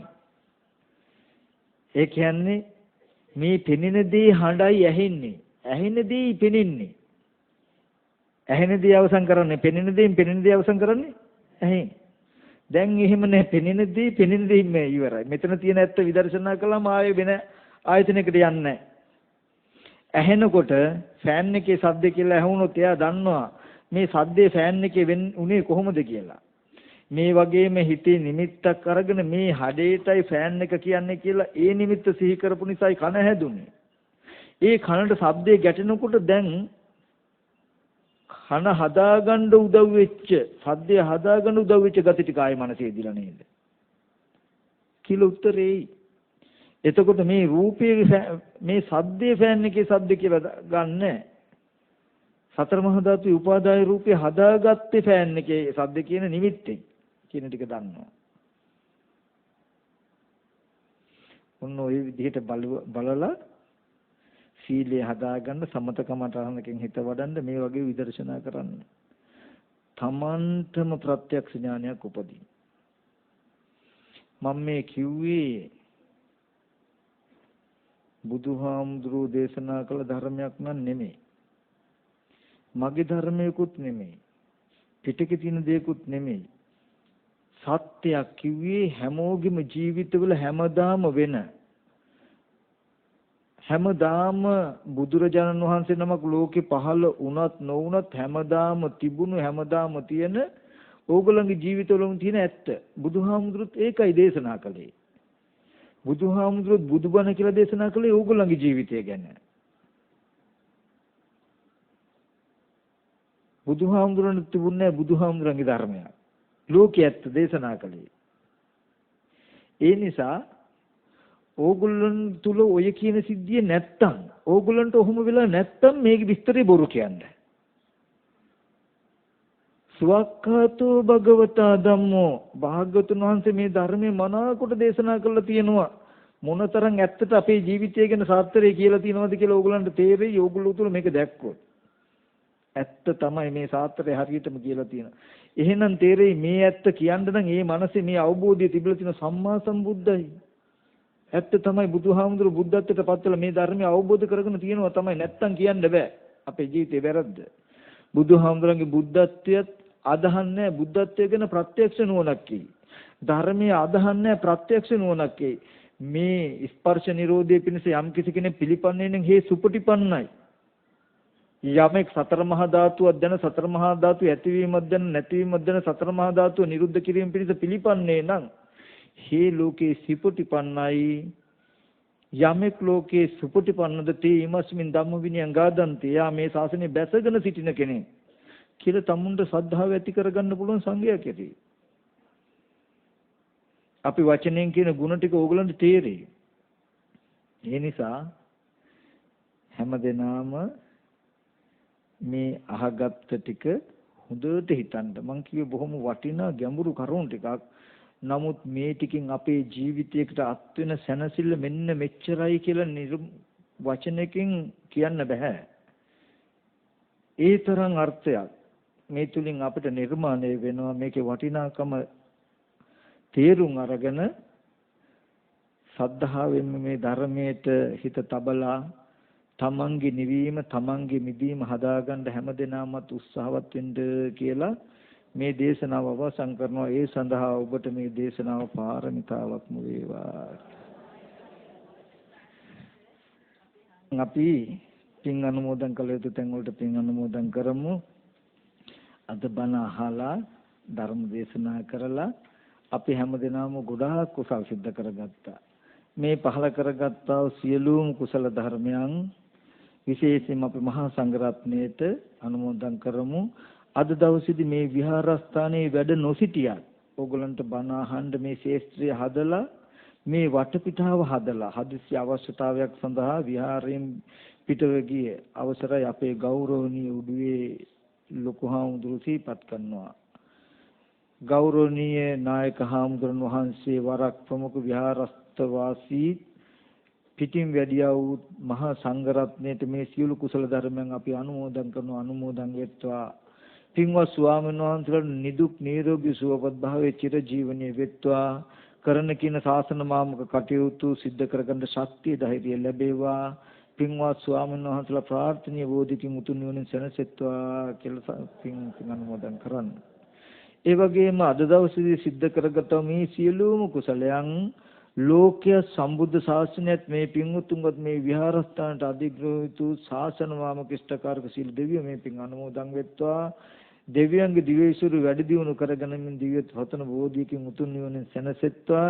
දෙවියන්ගේ ආරක්ෂාවද මේ පින්වුතුන් කෙරෙහි ලබා දෙත්වා කියන කරුණාබර සිතින් අපි දෙවියන්ට පින් අනුමෝදන් කරමු.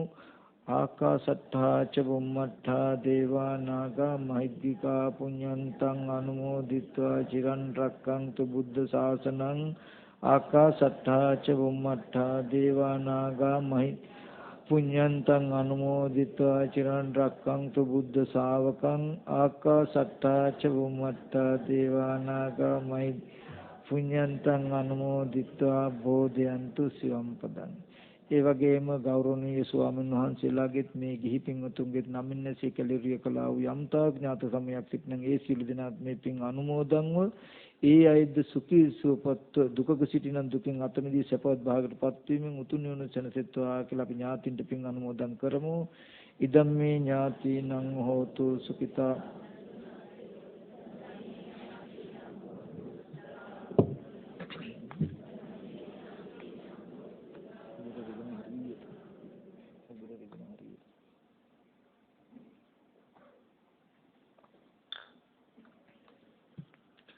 ඒ වගේම මේ පින්වතුන්ටත් මේ ධර්ම ශ්‍රවණය කරන්නට මේ ධම්මස පහල කරගන්නට ඕගලන්ට මේ අවස්ථාව ලබා දෙන්න උඩුවේ නායක හමුදුරු ඉඩ දුන්නා වගේම මේ සත්පුරුෂ වැට පිටිපස්සේ ඇත්තටම ඉන්නවා අපේ හවුස් ඔපරේෂන් එකේ ප්‍රීති ජයවර්ධන මහත්මයා නීලමණි ජයවර්ධන මැතිණියත් එම මැතිණිය තමයි මට විටින් විට මම බාර ගන්න බෑ කියලා ස්වාමීන් වහන්සේ අපි වෙනුවෙන් මෙතන මෙහෙම වැඩසටහනක් කරන්න කියලා නැවත කියලා මේ දේශනාව ඕගොල්ලන්ගේ ඇස් දෙක පාදලා දෙන්න ගොඩාක් උපකාර කළේ ඒ දෙන්න.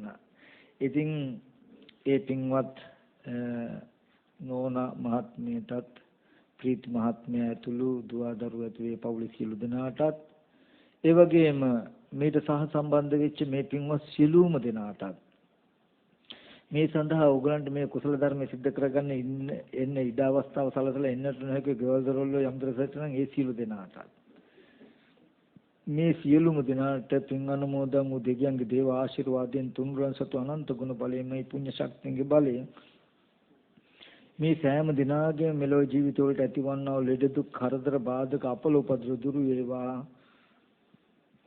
කරන කියන යහපත් අදහස් සියල්ල සමුද්ද වේවා. සසර වසනාතුරු සාපිපාසාදී බියකට දුකි දුප්පත් අසරණ දින්දු භාවයකටපත් නොවි බුදුපසේ බුදු මහරහතන් වහන්සේලා නිවී සැනසී පැමිණ වැඩවදාලා වූ ඒ ජාතියක් ජරාවක් ව්‍යාධියක් ශෝකයක් මරණයක් නැත්නම් සදාකාලික සැප ඇති සාන්ත සුඛෝතුම් අජරාමර නිවන මේ දැන් අදම සාක්ෂාත් කර ගැනීම සඳහා මේ කුසල ධර්මය හැම දිනාටම පාරමිතාවක්ම වේවා. කොහොම වන්දනා කරගන්න. අභිවාදන සීලිස්ස නිච්ඡං වද්දාපචායිනෝ චත්තාරෝ ධම්මා වඩ්ඩಂತಿ ආයුවන්නෝ සුඛම් බලං ආයුරාෝග්‍ය සම්පatti සග්ග සම්පatti මේව චාතෝ නිබ්බාන සම්පatti මිනාතේ සමිජ්ජතු.